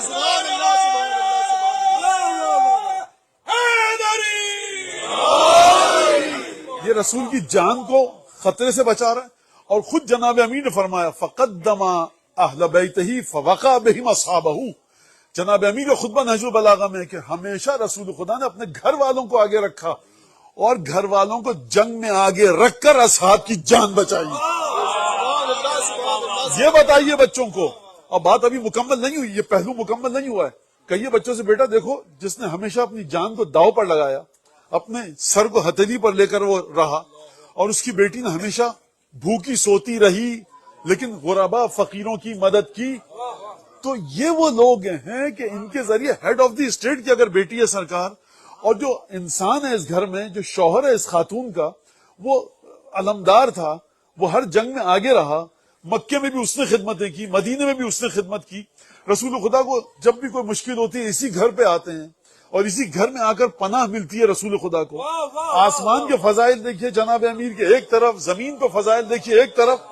تو بیٹا یہ سوچو ذرا کہ یہ گھرانہ ہے کون سا کہ جو سب سے زیادہ اہم ترین سروسز رسول خدا کو، اسلامک اسٹیٹ کو دے، لیکن ریوارڈ میں ایک کنیز بھی نہ مانگے. فتوحات تو ہو رہی تھی نا، حبشی افریقہ کی کنیز و غلام موجود تھے. اور پھر اس کے بعد دیکھو بیٹا اس گھرانے کی تربیت کا طریقہ کہ وہ نوکر اپنے مالک کے ساتھ جڑ کر رہتا ہے، وہ میڈ، وہ گورننس جو ہم کہتے ہیں اپنے بر صغیر کی زبان میں، وہ انا، اب یہ میرے عمر کے لوگ سمجھ جائیں گے، وہ رہتی ہے اپنے بچوں کے ساتھ. جب اس نے مالک کے گھر میں بڑی اچھی زندگی گزاری ہو، فضہ کو مخمل کے بچھونے ملتے تھے اور بہترین گوشت ملتا تھا، مکھن اور شہد ملتا تھا، گندم کی نرم روٹی ملتی تھی، آرام دہ سواری تھی، نوکر چاکر تھے، تبھی تو کربلا تک ساتھ آئیں. جس خاتون کو پیٹ بھر کے روٹی نہ ملے، جس خاتون کو موسم کے مناسب کپڑے نہ ملیں، دمبے کی کھال پر سوئے، اس خاتون کے اندر اتنی محبت کیسے ہو گئی کہ جناب زینب کو آخر تک چھوڑا نہیں. کہے بی بی دیکھیے اب کوفہ آ گیا، اب میں آپ کے ساتھ نہیں چل سکتی، اب آپ کا کام ہے. بی بی شام نہیں جا سکتی، عبید اللہ دیکھو میں تو ان کے گھر کی کنیز ہوں، تمہیں پتا ہے میرا ان سے کوئی تعلق نہیں ہے. یہ ہے وہ مقام جہاں نسب کو بھول کر حسب نے اپنی تعریف دکھائی ہے. آپ اس طرح سمجھائیے بچوں کو اپنے. اور جناب سیدہ کی فضیلتوں کو اس طرح سے سمجھائیے اور سکھائیے. کبھی آپ کو ایک جملہ ملتا ہے، کبھی ایک جملہ، ایک نہیں آدھا، چہرے پر آثار، یا علی احد میں پھر آپ لڑنے جا رہے ہیں. ایسا نہیں ہو سکتا کہ آپ، مثال دے رہا ہوں آپ کو کہ اب نکاح ہو گیا آپ کا، بچوں کو پالیے، دیکھیے حسن 6 مہینے کے ہیں. علی ایسا نہیں ہو سکتا کہ آپ حنین میں آپ نہ جائیں، علی خندق کھودنے بھی آپ جائیں گے تو یہاں مدینے میں آپ کو کبھی کوئی جملہ ایسا ملا؟ آپ مجھے بتائیے ملا؟ نہیں ملا. احد کے بعد کئی ہفتوں تک جناب امیر بستر پر لیٹے رہے. مورخین نے لکھا ہے. آپ کو کوئی جملہ ملا جناب سیدہ کا، بابا کچھ گندم زیادہ دے دیجئے ہم کو؟ ملا؟ مجھے ہے تو بتائیے نا آپ لا کر. اگر آپ پیٹ بھر کے سوئیں اور آپ کا پڑوسی بھوکا سوئے، اگرچہ وہ بت پرست ہو، ایتھیسٹ ہو، ملحد ہو، آپ کا پڑوسی ہے بھوکا سو رہا ہے، آپ کا ایمان ناقص ہے. رسول اس مدینے میں بھوکا سو رہا ہے، دولت مند لوگ موجود ہیں، کلمہ پڑھ رہے ہیں، میں ان کے اسلام کو کہاں پر رکھوں؟ عام بت پرست تمہارا پڑوسی ہے، یہودی ہے، عیسائی ہے، ایتھیسٹ ہے، بھوکا سو رہا ہے، اس کو کھانا کھلاؤ، پیٹ شکم سیر کر کے اس کو سلواؤ. تمہارا ایمان کا درجہ ناقص ہو گیا. رسول خدا کے ساتھ یہ سب چیزیں ہو رہی ہیں. آپ صرف مدینے کے حالات پر اگر گفتگو ہو، سرکار کئی گھنٹے چاہیے کہ مدینے کی مینٹلٹی، ذہنیت بتائی جائے کہ مدینے کی مینٹلٹی کیا تھی. لہٰذا ہم جلدی سے اس طرف آئیں. اور جناب سیدہ اب نہ مجھے دیکھیے یہ واقعہ پڑھنا ہے کہ فدق کتنی بڑی زمین تھی، کیونکہ یہ اس کے لیے ہے کہ جو ایک دوسرے زاویے سے دیکھے، جو زاویہ اپنے مقام پر صحیح ہے. مجھے صرف یہ دیکھنا ہے کہ جناب سیدہ دختر رسول کا حق تھا. اتنا سا پتھر تھا وہ کسی نے لا کے چھین لیا. مجھے اس سے غرض ہی نہیں. جب میں آپ کو تقریر شروع میں کہہ چکا کہ مودت کو اپنی فنا کر دو اہل بیت کے دروازے پر، ان کا اتنا سا حق ہو یا اتنا بڑا حق ہو، کائنات کی وسعت کے مطابق پھیلا ہوا ہو یا رتی برابر ہو، آپ کیا میجرنگ ٹیپ سے ناپ رہے ہیں سیدہ کے حق کو؟ آپ دیکھیے سیدہ نے کیا رد عمل دکھایا. اور صرف فدق کی بات نہیں ہے، خمس اور فی جو مسلمانوں کا، جو اہل بیت کا خمس تھا وہ نہیں دیا گیا. قریے تھے 2 مدینے سے باہر، ان دونوں مقامات پر باغ تھے، زمینیں تھی کھیتی باڑی کی، وہ جناب امیر کو کسٹوڈین بنایا گیا تھا، ان کا کیئر ٹیکر، وہ چھین لی گئی. ایک فدق تھا، اس میں سے 5 یا 6 چیزیں چھینی گئی ہیں جو کہ جناب سیدہ کی ملکیت تھی، جناب امیر کی ملکیت تھی. خدا رحمت کرے آیت اللہ العظمیٰ شیخ مرتضی حیری پر سن 82 میں انتقال ہوا ہے ان کا، اور انہوں نے مجلس پڑھی تھی ایک دفعہ عشرہ جناب سیدہ پر. تو اب کب تھا مجھے نہیں پتا، لیکن وہ کتاب جو چھپی تھی اس کے نا 17 قوانین انہوں نے گنے ہیں.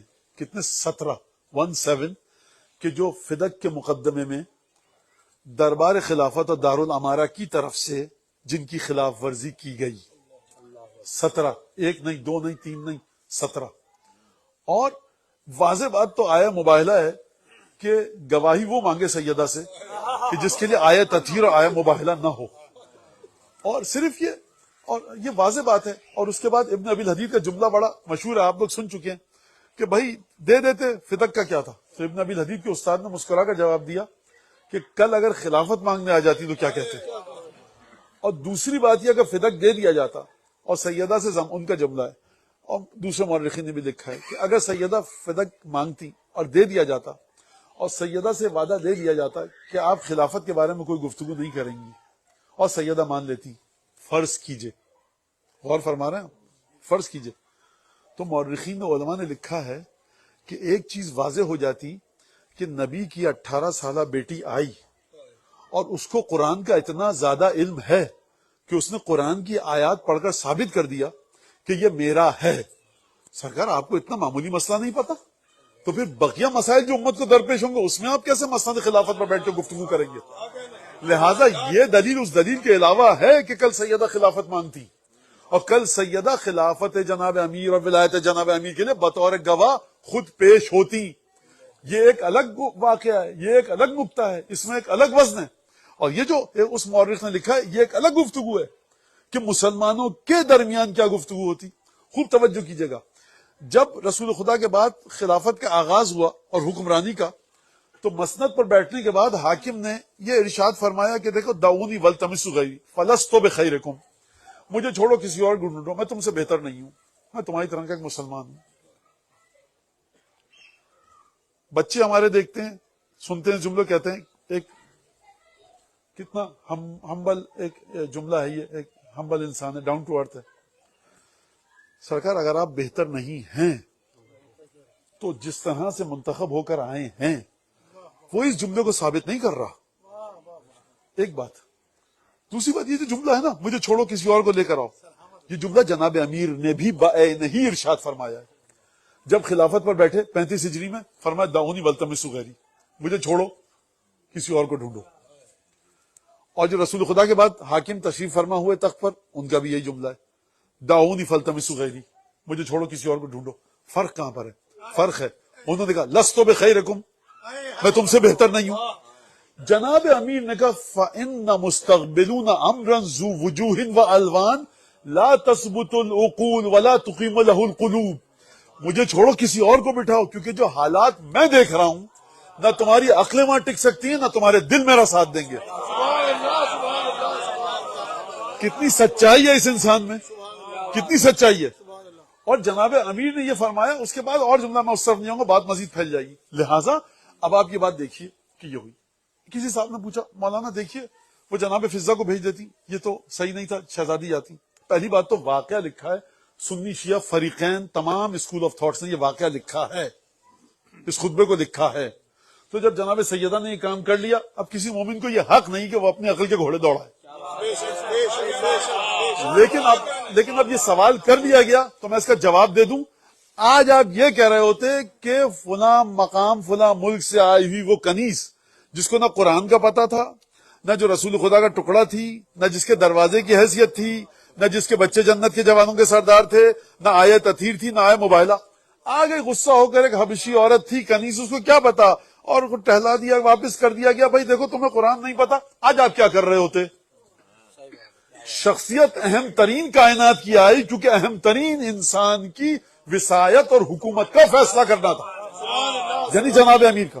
لہذا جناب سیدہ نے. اور اس کے بعد اب آپ خطبے کو دیکھیے. خطبے کے اندر 4-5 مراحل ہیں خطبے کے. پہلے جب آئیں تو جناب پروردگار عالم کی توحید بیان کی، پھر اس کے بعد کلمہ لا الہ الا اللہ کی فضیلت بیان کی، پھر اس کے بعد رسالت پر نہیں آئی، کہا کہ دیکھو میں فاطمہ ہوں، میرے بابا محمد ہیں. اور اس کے بعد جناب رسالت میں آپ کے فضائل بیان نہیں کیے، خلقت کے مراحل بیان کیے جناب رسالت میں آپ کے. فضیلت الگ ہے. اچھا بہت ساری خواتین ایسی تھیں جن کا بہت علم تھا، سب کو ان کا علم مبارک ہو، اور اسی علم کے ساتھ خدا ان کو قبر قیامت میدان قیامت میں محشور کرے. اور جتنے صحابی تھے، جتنی صحابیات تھیں، ان سب کو ہم دعا ہی کر سکتے ہیں. لیکن سرکار یہ جو جناب سیدہ جناب خدا کے بارے میں اور اس کے بعد رسالت مآب کے بارے میں جو جملے ارشاد فرما رہی ہیں، یہ آپ کو پہلی 10ویں ہجری سے لے کر 110 120 130 ہجری تک آ جائیے، کہیں پر آپ کو جملے نہیں ملیں گے.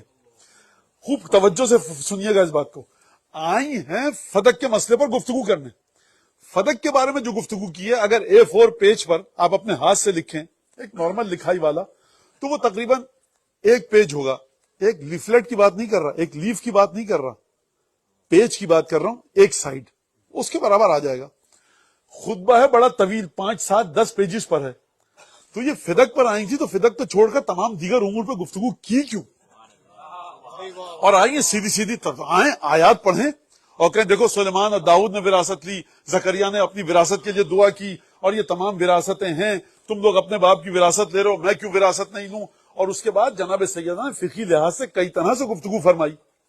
اور اس کے بعد یہ فرمایا میں اپنے باپ کی اولاد ہوں، میں اور میرے باپ ایک ہی دین پر ہیں، قرآن کے اندر آیا ہے، یہ تمہارا فتویٰ ہے، اسلامی مسئلہ ہے، یعنی کہ جس کی اولاد کافر ہو جائے تو اپنے باپ کی میراث نہیں لے سکتی. اور کہا کہ کیا میں اور میرے باپ 2 الگ الگ دین کے ماننے والے؟ تو مختلف جہتوں سے سیدہ نے شہزادی نے گفتگو فرمائی. لیکن میرا سوال آپ سے، تشریف لائیں اور اس کے بعد بسم اللہ الرحمن الرحیم کہنے کے بعد اچھا آئیں کیسے، یہ بھی سنیے کہ تطأ الزیولها ولا تخرم مشیته مشی رسول اللہ. اس طرح سے آئیں. کیا شان ہے کہ برقع مطہر جو تھا وہ زمین پر کھچ رہا تھا، اس طرح سے کوئی پیر دیکھ نہ پائے. اور پیر نہ دیکھ پائے آپ سمجھیں گے کہ نامحرم ہوں گے؟ نہیں سرکار، فی حجدۃ من نساء بنی عبد المطلب، بنی عبد المطلب سے تعلق رکھنے والی تمام خواتین کے جھرمٹ میں، یعنی چاروں طرف سے احاطہ کیے ہوئے تھی بنی عبد المطلب کی خواتین. اس طرح سے دربار میں مدینہ مسجد نبوی میں تشریف لائی ہیں جناب سیدہ. اور اس کے بعد مقصد حنیتن آئیں اور اس کے بعد تشریف فرما ہوئی. اور اس کے بعد لکھا ہے مورخین نے کہ ایک پردہ لگایا گیا، پردے کے پیچھے بیٹھ کر جناب سیدہ نے گفتگو کی. اور جذباتی کیفیت بتاؤں، جو روایت ہے کہ جب جناب سیدہ کے نے ایک ٹھنڈی سانس لی، اگر میں اپنے الفاظ میں کہوں، یا گفتگو کا آغاز کیا، تو مسجد کے اندر گریہ بکا اتنی شدت کے ساتھ ہوا کہ سیدہ نے کچھ لمحوں کے لیے انتظار کیا. جب گریہ تھما تو اس کے بعد پھر خطبے کا آغاز کیا. اور خطبے کا آغاز کیسے کیا؟ ذات پروردگار سے. اور آپ جا کر دیکھیے کہ کس طرح سے گفتگو فرمائی ہے. یہ خطبہ کتنی علمی منزلت رکھتا ہے. علماء آج تک، فقہا، محدثین، مفسرین ہمارے آج تک اس خطبے کی کمنٹریز اور تشریحات اور ایکسپلینیشن دے رہے ہیں، ڈسکرپشن لکھ رہے ہیں آج تک اس خطبے کی. سرکار کا معمولی سا ہے تو مت لکھیے.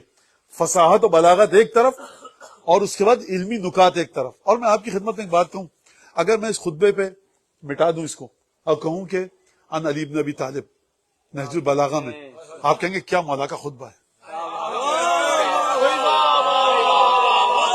آپ غور فرمائیں،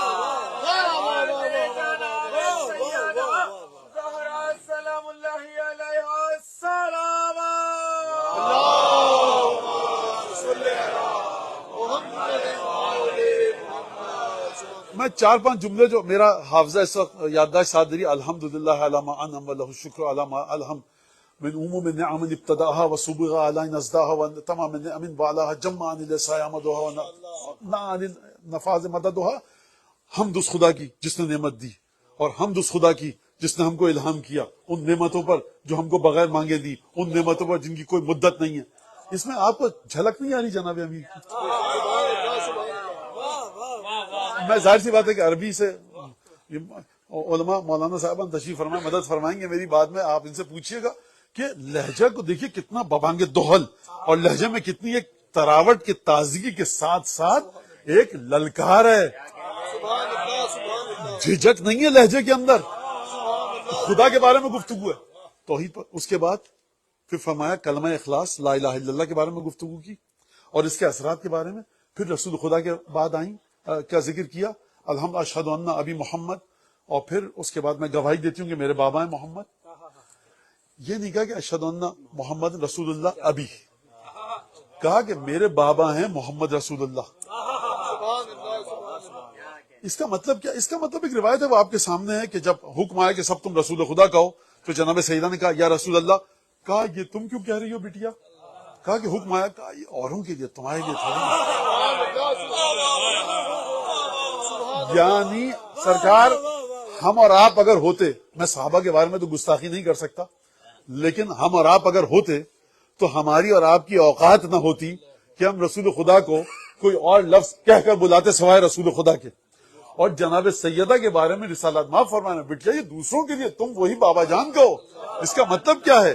اس کا مطلب یہ کہ خدا کو بھی اچھا لگتا ہے کہ فاطمہ بابا کہیں، رسول خدا کو بھی اچھا لگتا ہے فاطمہ بابا کہیں. جس بیوی کے طرز تخاطب کے برابر اس زمانے کے صحابہ نہ پہنچ پائیں،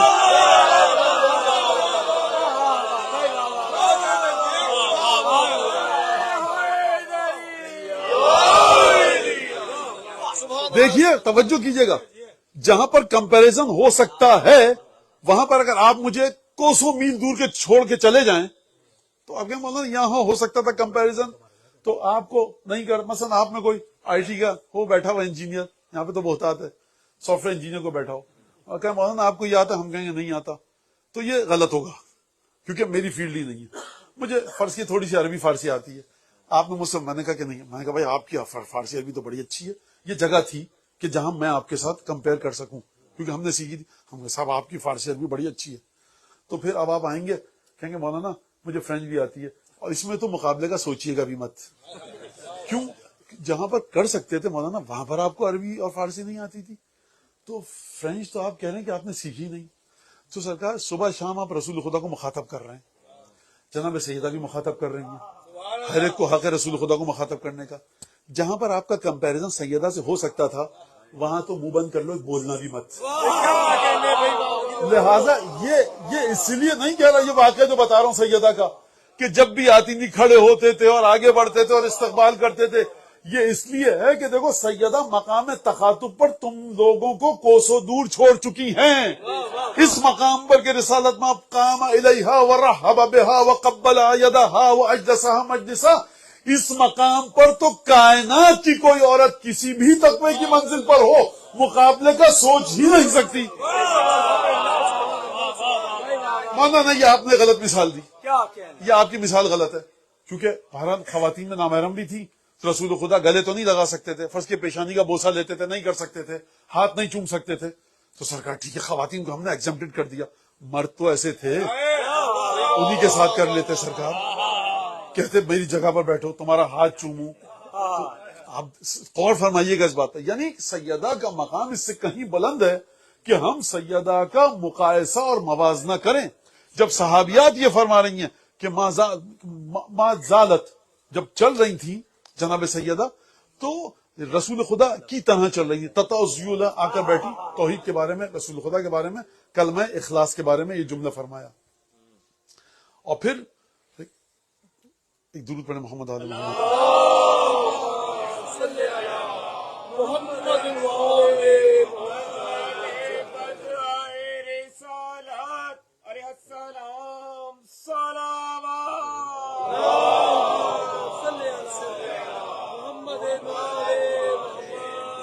جعل الاخلاص تعویلہ وضمن القلوب موصولہ. کلمہ اخلاص لا الہ الا اللہ کے بارے میں فرمایا خداوند تبارک و تعالیٰ نے اس کلمے کی جو بازگشت ہے، جو جڑ ہے، وہ اس کی طرف رکھی کہ جو اس کو پڑھے گا اس کی بازگشت اور اس کا نتیجہ توحید خالص کی طرف ہے. اور انار فی الفکر معقولہ، اور لا الہ الا اللہ کے بارے میں تمہیں سوچنا ہے تو جب سوچو گے اس کلمے کی حقیقت کے بارے میں تو تمہارے دماغ اور دل اور روح کو نورانیت بخشے گی. یعنی لا الہ الا اللہ کے بارے میں علمی جملہ بھی بتایا اور عملی جملہ بھی بتایا. کہ آپ غور فرما رہے ہیں کہ یہ کون سی تعلیمات ہیں. اور اس کے بعد جب رسول خدا کے ذکر تب تک آئیں تو میں نے ابھی آپ کے سامنے کہا کہ میرے بابا محمد ہیں. اور اس کے بعد فرمایا جناب سیدہ نے کہ 3 مرحلے ہیں کہ جناب رسالت مآب کی خلقت کے بتائے. کہ فرمایا کہ ابتعثہ اصطفاہ قبل ان اجتبلہ وسماہ قبل ان ارسلہ. رسول خدا کو اس سے پہلے کہ رسول بنا کر بھیجتا خدا نے رسول کا نام رکھ دیا تھا. اور اس سے پہلے کہ ابتعثہ مبعوث بنا کر دنیا میں بھیجتا، پروردگار نے اصطفاہ مصطفیٰ بنا کر چن لیا تھا. تینوں کے اچھا یہ کب ہوا؟ آپ کی مسلمانوں کے درمیان ہم سب مسلمان لڑتے رہتے ہیں ربیع الاول کے مہینے میں. رسول کا نور ہیں، بشر ہیں، خاک ہیں، سایہ تھا نہیں تھا، لڑتے رہیے. آپ جا کر کسی کو اتنا شعور نہیں آتا اس سے پوچھے کہ جو رسول کی حقیقت کا حصہ ہے. فرمایا یہ کب کی بات ہے کہ میرے بابا کو خدا نے نام رکھ دیا تھا، میرے بابا کو خدا نے چن لیا تھا. مقام اجتباء اور مقام استفاء دونوں کے بارے میں فرمایا. لغت میں آپ جائیں گے اجتبا ہو اے استفا ہو، استفا ہو اے اجتبا ہو. لغت کے ماہرین کہیں گے کہ اجتبا از اکول ٹو استفا. استفا دیکھنے کے جائیں کہ استفا یعنی اجتبا. لغت کیا دونوں ایک چیزیں، لیکن سیدہ اگر فرما رہی ہیں اس کا مطلب یہ ہے کہ بابا کی شخصیت کے کچھ ایسے گوشوں کی جانب سیدہ اشارہ فرمانا چاہ رہی ہیں کہ مسلمان 1400 سال کے بعد بھی نہیں پہنچ سکا. اجتبا ہو، استفا ہو، سما ہو قبل ان ارسلہ ہو. اور اس کے بعد فرمایا تم لوگ کہاں تھے؟ جنت کہاں تھی؟ جہنم کہاں تھی؟ لوح کہاں تھی؟ کرسی کہاں تھی؟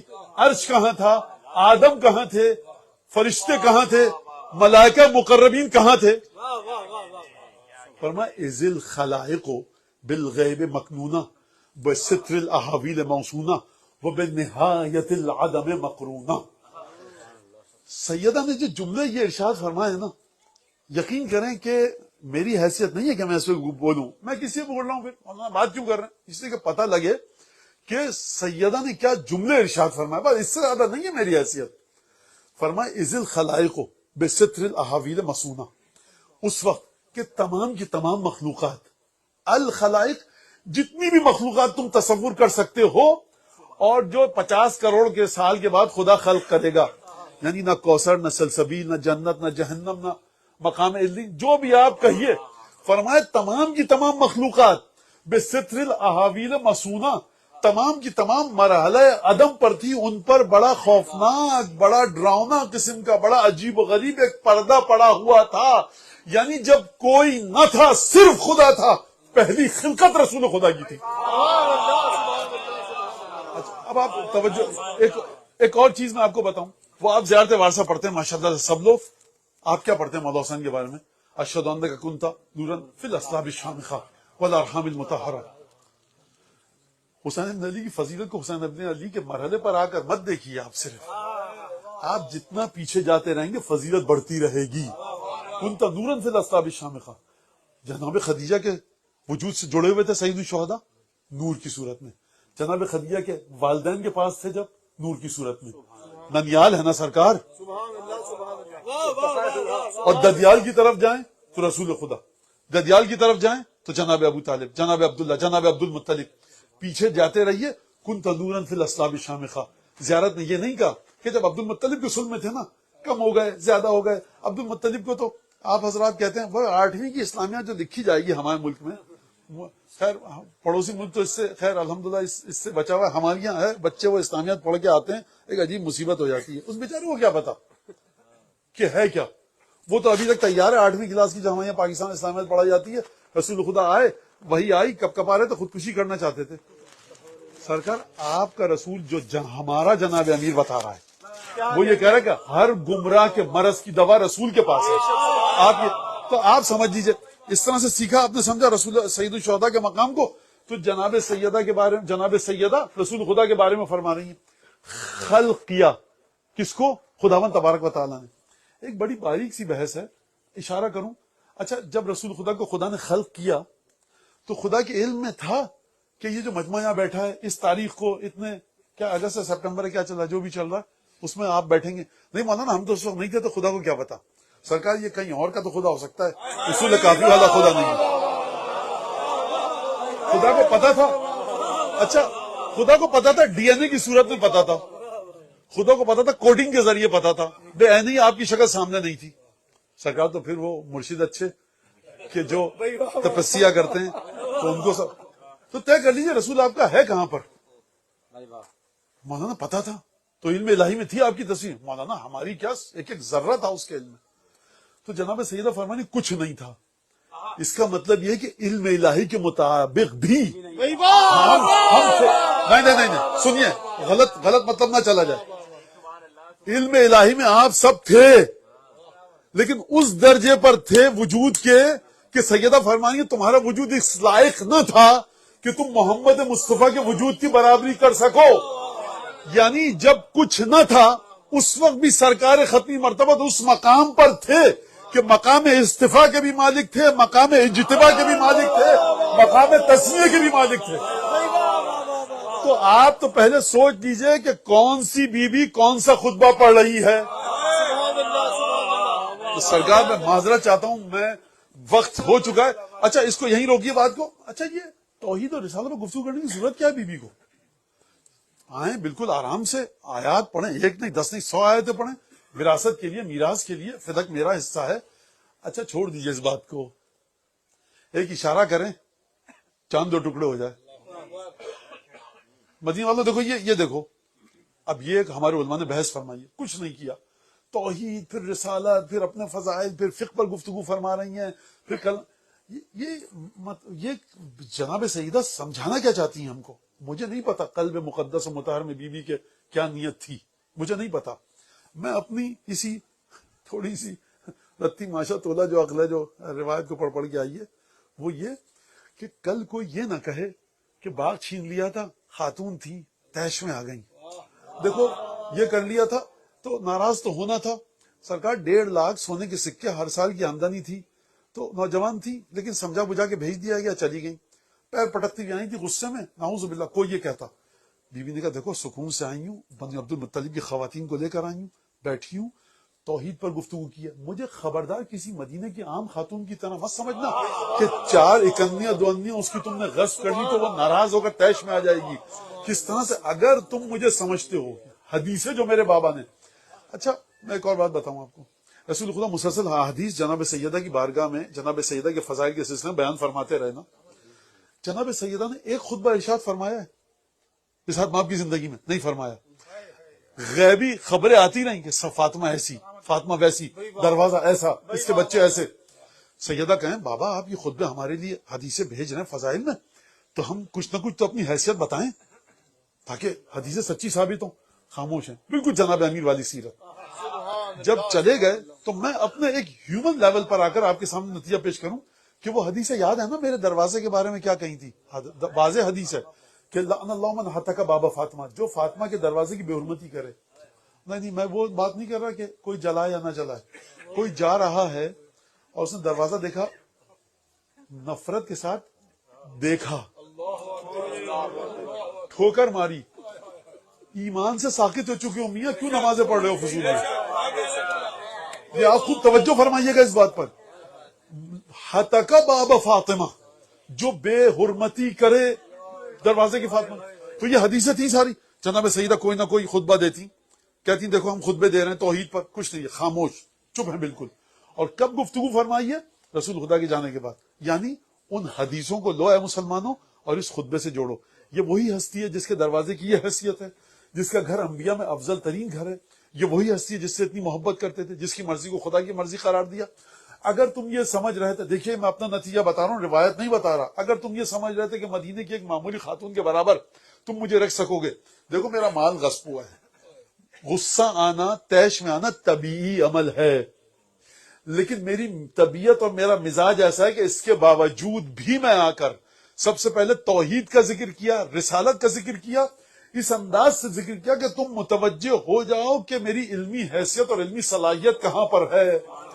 ہو سکتا ہے کہ بر صغیر میں، انڈو پاک میں، پاک و ہند میں ہمیں یہ بات اس طرح سے کرنے کی ضرورت نہ پڑے. اپنے بچوں کے لیے آپ کے بتا رہا ہوں کہ اس طرح سے سمجھائیے اپنے بچوں کو.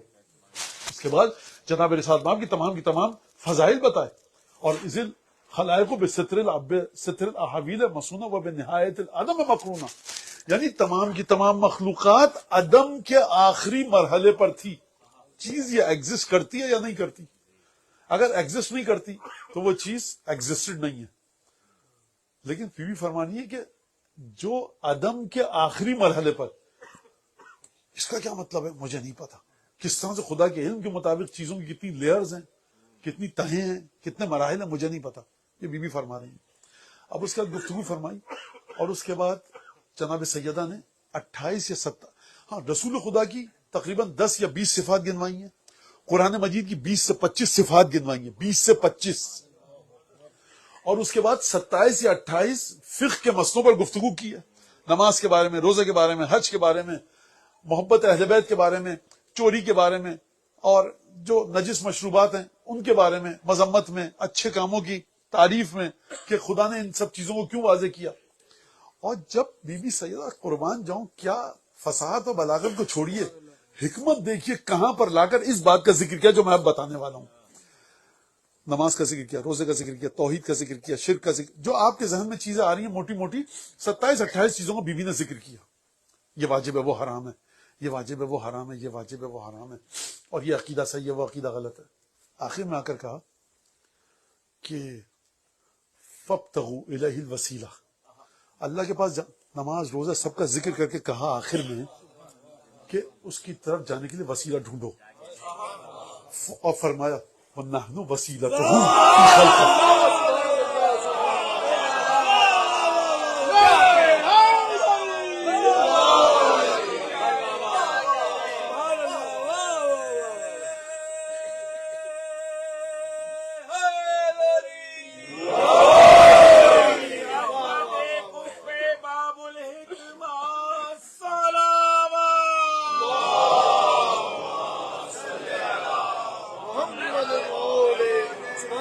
لہذا فرمایا وہ محل قدس ہی، صرف وسیلہ نہیں ہے. کوئی کہہ سکتا ہے شہزادی آپ سے مودت رکھتے ہیں، آپ کے بچوں سے آپ کے ہوگا سب کچھ، لیکن دیکھیے وہ جو صاحب ہیں وہ نماز اچھی پڑھتے ہیں تو ان سے بھی ہمیں تقریباً آپ جتنی محبت جتنے آپ کی شوہر سے کرتے ہیں. اور وہ جو 4-5 بچے ہیں نا، انہوں نے رسول خدا سے قرآن سیکھا تھا تو ان سے بھی پاس جاتے ہیں دعا لینے کے لیے. ہم بی بی فرم وہ محل قدس ہی، خدا کی طہارت اگر زمین پہ چاہیے ہم ہیں. کہیں مت جانا، کہیں جا رہے ہو تو گمراہ ہو، اور پھر فرمایا فابتغى الیہ الوسیلۃ من فی السماوات ومن فی الارض، فرمایا دیکھو ہم ہی وہ وسیلہ ہیں، جو آسمان اور زمین میں جو کچھ بھی ہے نا وہ ہمارے وسیلے کے ذریعے ہی خدا کی معرفت حاصل کرتا ہے۔ اس جملے کا معنی آپ سمجھے؟ آسمانوں میں کون ہے؟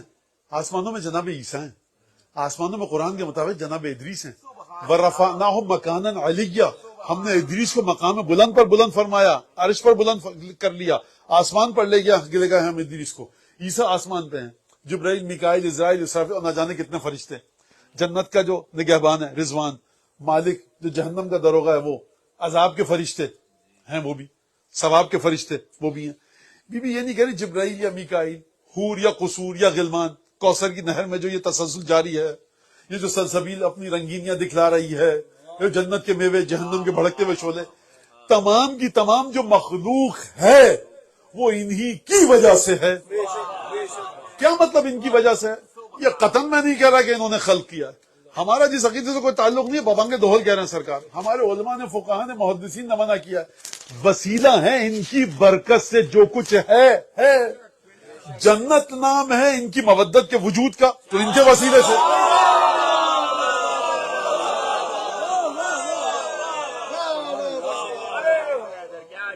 جہنم نام ہے ان کے بغض کا، تو انہی کے ذریعے ہے۔ ورنہ یہ کیا بات، وہ قرآن کہہ رہے ہیں نا، یضل بہ کثیرا ویہدی بہ کثیرا، قرآن کے ذریعے لوگ گمراہ ہو گئے جن کے دلوں میں فسق تھا، اور قرآن کے ذریعے لوگ ہدایت پا گئے جن کے دلوں میں نور تھا۔ تو بی بی فرما فابتغوا الیہ الوسیلہ، وسیلہ لے کر جاؤ۔ عجیب خوبصورت ترین بات کہی ہے کائنات کی شاید بی بی نے، کہ جو عالم بشریت میں رہ کر کوئی کہہ سکتا ہے، ایک کے بعد ایک مسلسل بی بی نے یکے بعد از دیگر بغیر رکے ہوئے عبادتوں کا ذکر کیا، عقائد کا ذکر کیا۔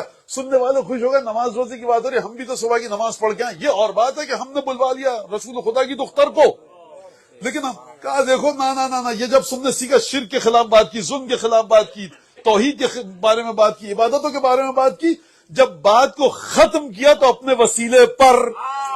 ان تمام چیزوں کی اہمیت ہے کب ہے کہ ہمارے وسیلے کے ذریعے تم یہاں تک جاؤ۔ اور جب یہ بات، اب یہاں پر اگلا مسئلہ آتا ہے، وہ میں اس طرف نہیں جاؤں گا، فدق کے بارے میں جو سیدہ دلائل لے کر آئیں، وہ اس پر مجھے بات کرنے کی گفتگو ہی نہیں ہے، وہ ان کے لیے اہم ہے جو منتظر رہیں سیدہ کی زبان مبارک کھلے۔ ہمارے لیے کافی یہی ہے کہ سیدہ نے ارادہ کیا میرا ہے، ختم، آپ سامنے آئے، بات برابر ہے۔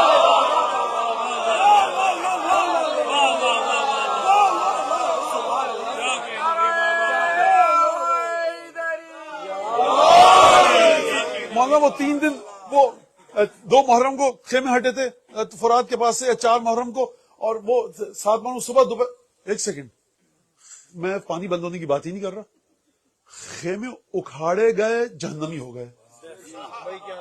آپ نے امام معصوم کو جب بھی امام کی مرضی و منشا کے خلاف، رضامندی کے خلاف کوئی چیز ان پر لا دی، سرکار پریشانی مت نہیں کیجئے، آپ جہنم لکھی جا چکی ہے، اب آپ جو بھی کرتے رہیے۔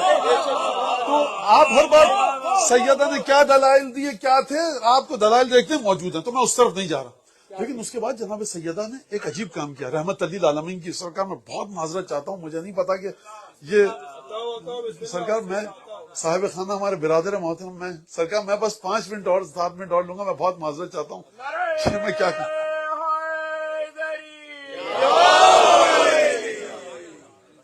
تو اس کے بعد عجیب جملہ فرمایا کہ دیکھو جناب رشاد ماہب کے فضائل بیان کیے کہ میرے بابا کو بھیجا پروردگار عالم نے، اور پھر بتائی پوری عرب کی حالت، عرب دنیا کی حالت بتائی، اور اس کے بعد ایک جملہ فرمایا کہ فَأَنْقَذَكُمُ اللَّهُ مِنْهَا بِنَبِيِّهِ، خدا نے، کیا اتنا عجیب، خدا نے تمہیں اپنے نبی کے ذریعے تمام چیزوں سے نجات دی اور بچایا۔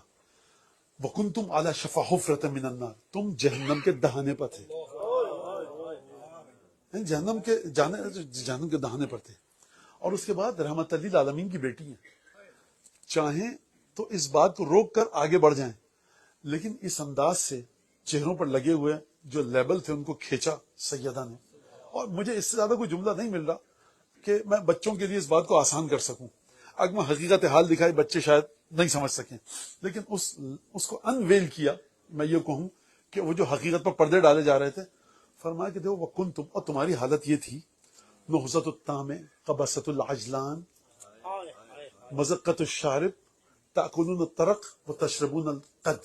تمہاری حالت یہ تھی کہ کوئی بھی باہر سے آتا نا ذرا سی تمہارے درمیان ایک افواہ پھیلاتا، تیار رہتے تھے تیش میں کہ کب ہم جلدی سے تلوار نکالیں. قبضۃ الاجلان اس ایک تھوڑی سی تفصیل چاہتا ہے یا یہ جملہ میں اس میں نہیں جا رہا. بڑی جلدی تم آتش جنگ بھڑک جاتی تھی. نہضت الطامع، ہر لالچی شخص جو حکمرانی کا تم پر خواب رکھتا تھا نا تم اس کے لیے بڑا نرم لقمہ تھے. یہ تمہارے شعور کی حالت. اچھا ہو سکتا ہے اچھا کھاتے پیتے ہو. تشربون الطرق وتقطعون القد، تم جو مردہ جانوروں کی کھالیں ہوتی تھی نا اس کو سیک کے کھاتے تھے اور گندے جوہڑوں کا بدبودار پانی پیتے تھے. تم سویلائزیشن کے کس لیول پر تھے؟ اوقات کیا تھی تمہاری؟ یہ وہ بی بی کہہ رہی ہے جس کے باپ کا حکم ہے کہ ہر ایک کی عزت کو بچاؤ. تو اب آپ مجھے یہ بتائیے کہ یہ بدبخت غلاظت کے کتنے مرحلے پر ہیں کہ سیدہ کہہ رہی ہے کہ مکے کے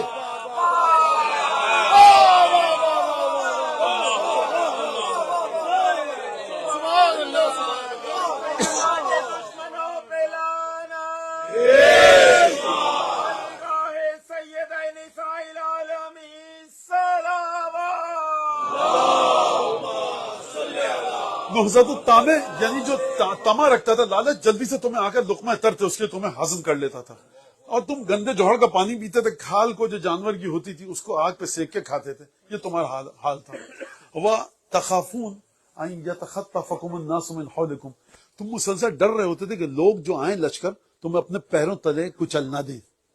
یہ تمہارا حال تھا. تو پھر تمہارے میرے بابا نبی مکرم کے ذریعے، رسول خدا ختمی مرتبت کے ذریعے تم کو نجات دی گئی. اور میں نے جملہ عرض کیا آپ کے سامنے پیش کیا، کنتم علی شفا حفرۃ من النار، تم لوگ بالکل کونے پہ کھڑے تھے جہنم کے. اور پھر اس کے بعد فرمایا کہ بعد ان منع ببہم الرجال وذوبان العرب، اس کے بعد کہ میرے بابا کو جنگیں درپیش ہوئیں، عرب کے بڑے بڑے بزرگوں سے جنگیں ہوئیں اور بڑے بڑے بھیڑیوں کے ساتھ میرے بابا کی جنگیں ہوئیں. اب سنیے یہاں سے جملہ. فرمایا قرآن کی آیت پڑھی اور اس آیت کے ساتھ ایک اپنے جملے کو جوڑا، تفسیر کے طور پر میں کہہ رہا ہوں. فرمایا کہ خدا نے قرآن میں فرمایا کلما اوقدوا نارا للحرب اطفأها اللہ، اور فغرت فاغرۃ او قرن النجم الزلالہ. فرمایا جب بھی جنگ کی آگ بھڑکتی تھی تو خدا نے فرمایا جب بھی کفار نے مشرکین نے جنگ کی آگ کو بھڑکا، اوقدوا نارا للحرب.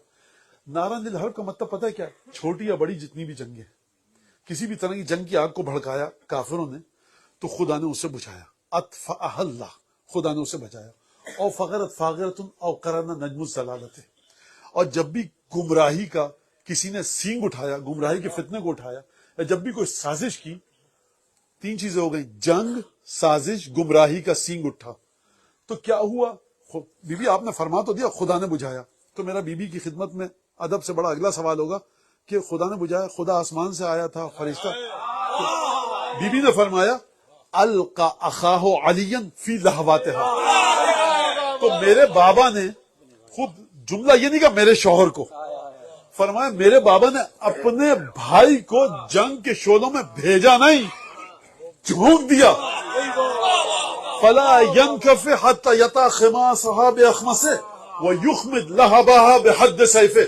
اور نبی کا بھائی اس وقت تک نہیں پلٹا جب تک کہ اس نے اپنے انگوٹھے سے فتنے کا سر نہیں کچلا اور تیز جنگ کے بھڑکتے ہوئے شعلوں کو اپنی تلوار کی دھار کے پانی سے بجھا نہیں دیا. آپ بی بی نے اب یہ جناب امیر کی فضیلت. اور اس کے بعد وہ فرمایا ایک تو واقعہ بتایا، تم لوگ میرے بابا کے آنے سے پہلے کیسے تھے؟ گندے جوہر کا پانی پیتے تھے، کھال کھاتے تھے، ڈرتے رہتے تھے. اور تم لوگ کیا تتوقفون بین الاخبار وانتم فی رفاہیت من العیش فرحون فکہون تتوقفون بین الاخبار تنکسون عن النزال وتفرون عند القتال. کیا کہوں میں سیدہ، کیا جملے آپ کے. فرمایا کہ جب میرا شوہر، میں کہہ رہا ہوں، اپنے بھائی کو نبی نے جنگ کے شعلوں میں جھونک دیتا تھا اور تمہاری یہ حالت تھی کہ تم لوگ اچھی زندگی کے مزے لوٹ رہے تھے. تتوقفون بین الاخبار، تم کان لگا کر، ایک روایتی لفظ استعمال کر رہا ہوں، تم ادھر ادھر سے کہیں سے کچھ ہو سازشیں، کن سوئیاں لیتے تھے، سوچتے تھے، چھپ چھپ کے سنتے تھے. اور تتوقفون بین الاخبار، انتظار کرتے تھے کہ کب یہ خبر آئے علی مر گیا، حمزہ مر گیا، رسول مر گیا، رسول بنی ہاشم ختم ہو گئے. تتوقفون بنا الاخبار، تم ہمارے بارے میں بری خبروں کے منتظر رہتے تھے، اچھی زندگی گزار رہے تھے، اچھا خبر رہتے تھے. میدان جنگ میں کیا کرتے تھے؟ تنکسون عند النزال، جب گھوڑے سے اترنے کا وقت آتا تھا نا تو پیچھے چلے آتے تھے، اور حملے کا وقت آتا تھا تو بھاگ جاتے تھے. اور اس کے بعد فرمایا ما الذی نقم من ابی الحسن، یہ تم کو ہو کیا گیا، تم ابو الحسن سے اتنا ناراض ہو؟ یہ ہو کیا گیا جو علی بن ابی طالب سے اتنا ناراض ہو؟ نقم واللہ نکیر سیفہ و تبخرہ فی ذات اللہ و تنمرہ فی ذات اللہ و تبخرہ فی کتاب اللہ. تم لوگ اس لیے ابو الحسن سے ناراض ہو کہ جب خدا کی بات آتی ہے تو علی چیتے کی طرح بے پھر کر آتا ہے. وہ تبخرہ فی کتاب اللہ، اور اتنی مہارت ہے ابو الحسن کو قرآن کے سلسلے میں تم میں سے کسی کو نہیں ہے. وقلت حتفہ لمبالاتہ، اور تمہیں ابو الحسن سے ایک اور ڈر ہے کہ موت سے ابو الحسن کو بالکل ڈر نہیں لگتا. جب خود کو ڈر نہیں لگتا تو تم سے بھی کہے گا جب ہم جا رہے ہیں تو تم بھی چلو. تم کو اس بات سے ڈر لگتا ہے. وقلت مبالاتہ لحتفہ، اور فرمایا بہت کم ڈر لگتا ہے. اور فرمایا کہ یہ جو ابو الحسن جس طرح سے آسان الفاظ میں جنگ کرتا ہے خدا کی خاطر، قرآن کی خاطر، یہ تمام کی تمام چیزیں، یہ بی بی نے جملے ارشاد فرمایا. اور اس کے بعد فرمایا کہ دیکھو جلدی کی تم نے، اس وجہ سے جلدی کی حاکم کو چننے میں، بدارن زعمتم خوف الفتنہ، تم نے کہا جلدی ہم نے یہ ڈیسائیڈ کر لیا اس لیے کہ فتنہ نہ کھڑا ہو جائے. بی بی نے فرمایا قرآن کی آیت کے ذریعے جواب دیا الا فی الفتنۃ سقطوا، تم لوگ فتنے میں گرو گے جا کر. اور ایک جملہ سنیے جناب سیدہ کا، عجیب جملہ ہے. وہ جملہ ہے فرمایا کہ فبشروا بالسیف الصارم، ہمیشہ تیز دھار تلوار قیامت تک تمہارے درمیان چلتی رہے گی. اور پھر ایک اور جملہ فرمایا فاحتلبوا طلاء القعب دما نبیطا، یہ جو خلافت کی اونٹنی کو تم نے غلط جگہ باندھا ہے نا کہ اسے دودھ دو گے اپنے فائدے کے لیے، جب تک یہ کائنات چلتی رہے گی فرمایا اس وقت تک اس اونٹنی میں سے تازہ خون نکلے گا، دودھ نہیں نکلے گا. یہ کب فرمایا تھا کہ تازہ تازہ خون نکلے گا، یعنی خون ریزی کبھی ختم نہیں ہوگی. لہذا موسیٰ کی قوم نے نافرمانی کی، 40 سال صحرا میں بھٹکتے رہے. امت مصطفیٰ نے اہل بیت کی یہ توہین کی تو 40 سال وہ دنیا میں بھٹکیں گے، قیامت تک بھٹکیں گے جب تک حضرت کا ظہور نہیں ہو جاتا. لہذا یہ وہ جملہ ہے. اور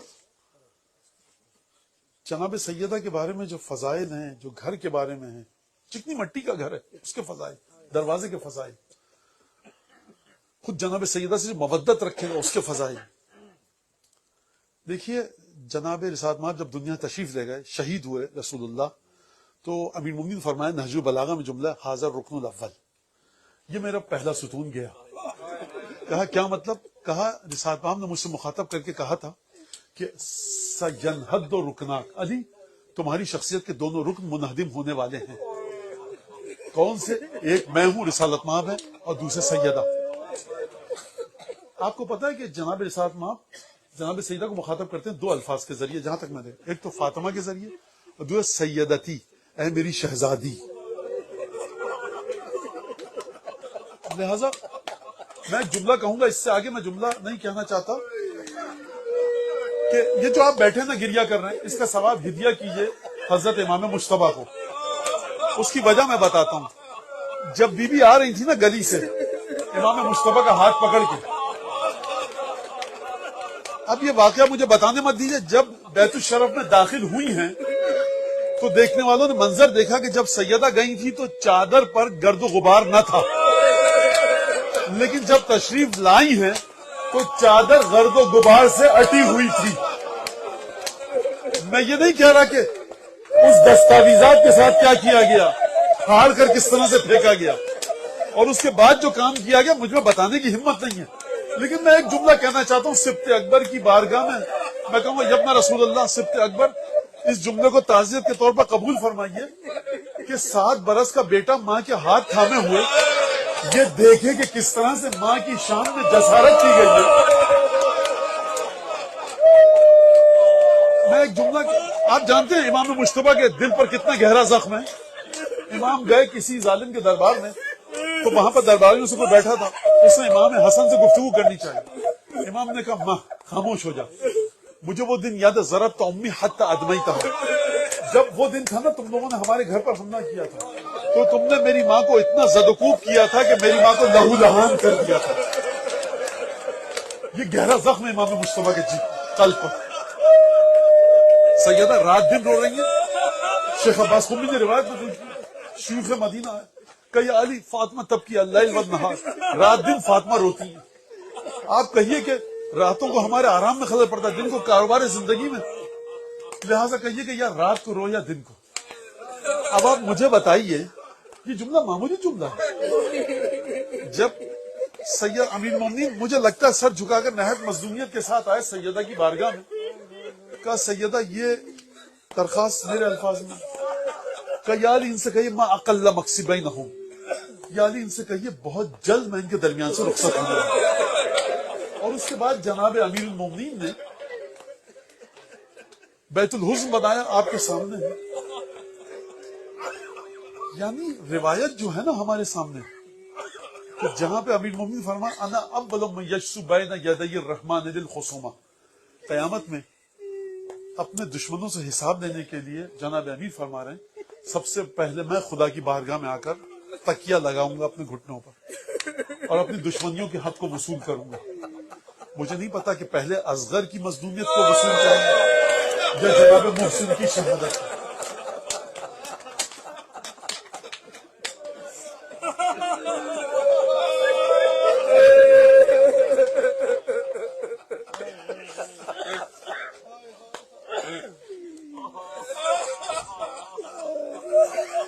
یہ جو واقعات ہیں نا وہ میں نہیں پڑھنا چاہتا ہوں، نہ پڑھ سکتا ہوں اس وقت، کہ کس طرح سے اور سیدہ نے کس طرح سے وہ تمام مناظر دیکھے ہوں گے. تو پھر ہوا یہ کہ جناب ابی نے بیت الحزن بنایا، اور جب آپ سنتے ہیں وہاں پر لے کر جاتے تھے، شیخ عباس قمی نے لکھا اور رات کو کانت تساق بین یدئی ہے، امیر مومنین اپنے آگے آگے چلا کر سیدہ کو لاتے تھے. اس روایت کے جملے سے پتہ چلتا ہے کہ سیدہ کے جسم میں طاقت نہیں تھی. روایت کے جملے یہ ہیں کہ ما زالت بعد ابیہا منحدت الرکن. منحدت الرکن کا مطلب پتہ ہے کہ جب کوئی انسان خاتون کوہن سالی اور پیرانہ سالی کی وجہ سے جب اس کی کمر جھک جائے نا تو کہا جاتا ہے منحدت الرکن. ایک دفعہ سیدہ آئیں بیت الشرف میں اور اپنے حجرے میں گئیں، ذکر کی آواز آتی رہی، اسما ہم زندہ ہیں، ذکر کی آواز آنا بند ہوئی. اسما سمجھ گئی کہ سیدہ دنیا سے چلی گئی. اسما کے چہرے کا رنگ متغیر ہو گیا. آنسو کو پیے تو کس طرح سے پیے، لیکن حکم نہیں ہے کمرے میں آنے کا. عصر کا وقت تھا، بچے آئے، اسما نے کھانا رکھا، بچوں کھانا کھا لو. بچوں نے پوچھا ان دونوں شہزادوں نے، اسما آپ یہ جانتی ہیں کہ یہ وقت ہمارے کھانے کا نہیں ہے، ماں کہاں ہے؟ اسما نے کوئی جواب نہیں دیا. بچے رسالت مآب کی اولادیں ہیں.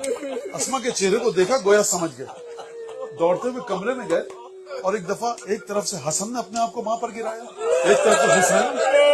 کلمینی یا اماں، کلمینی یا اماں، مادر گرامی ہم سے گفتگو کیجیے. جب بچے سمجھ گئے نا ہم یتیم ہو گئے، دوڑتے ہوئے گئے جناب امیر کے پاس، کہا یا ابتا، بابا جان، ان ابنت محمد قد فارقتنا، بابا محمد کی بیٹی ہمیں چھوڑ کر چلی گئی. روایت کے الفاظ ہیں کہ امیر المومنین غش کھا کر گر پڑے. امیر المومنین کون ہے غش کھا کر گر پڑے؟ قاطع مرحب و انتر ہیں، کالے باب خیبر ہیں، لیکن غش کھا کر گر پڑے.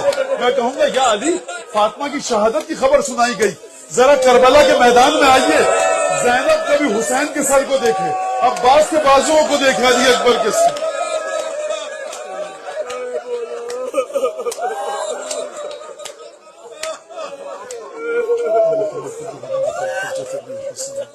صلواتك عليه وعلى آبائه في هذه الساعة وفي كل السماء وليا وحافظا وقائدا وناصرا ودليلا وعلى اللهم بحق محمد وعلى محمد عليك صل على محمد وعلى محمد وعجل فرجهم وأهلك عدوهم من الجن والإنس من الأولين والآخرين واكفنا ما همنا وارزقنا العافية ووسع رزقنا وطبل أعمارنا مع الصحة والسلامة في الجسم والروح. ربنا تقبل منا إنك أنت السميع العليم وتب علينا إنك أنت التواب الرحيم. پڑھنے والے حاضرین سے، ذاکرین سے، سامعین سے، بانیان مجلس، صاحب خانہ سے اس مجلس کو احسن وجہ قبول فرما. حضرت حجت کی بارگاہ میں پرسے کے لائق بنا. حضرت حجت کے دل سے ہر دکھ درد کو دور فرما، خوشی عطا فرما. صاحب خانہ حاضرین بانی مجلس کی نسلوں میں قیامت تک کے لیے ذکر فضائل مسائل آزمون باقی، جو ہم سب کے ذوی الحقوق، صاحب خانہ کے ذوی الحقوق اس دنیا سے چلے گئے، ان سب کی مغفرت فرما. جو موجود ہیں صحت سلامتی طول عمر عطا فرما. جو مومن اپنے دل میں جو حاجت لے کر آیا ہے کسی بھی قسم کی، اگر نادار قرض دار پریشان حال ہے، بے اولاد ہے، بے روزگار ہے، مشکل میں گرفتار ہے، پروردگار اس کی مشکلات کو دور فرما. اور دعا صحت کی درخواست کی گئی ہے. سید انوار حسین شاہ والد مظہر شاہ بائی پاس ہوا ہے. آپ سے دعا ہے کہ دعا کیجیے پروردگار عالم جناب سیدہ کی مظلومیت کے صدقے میں شفاء کامل عاجل عنایت فرمائے.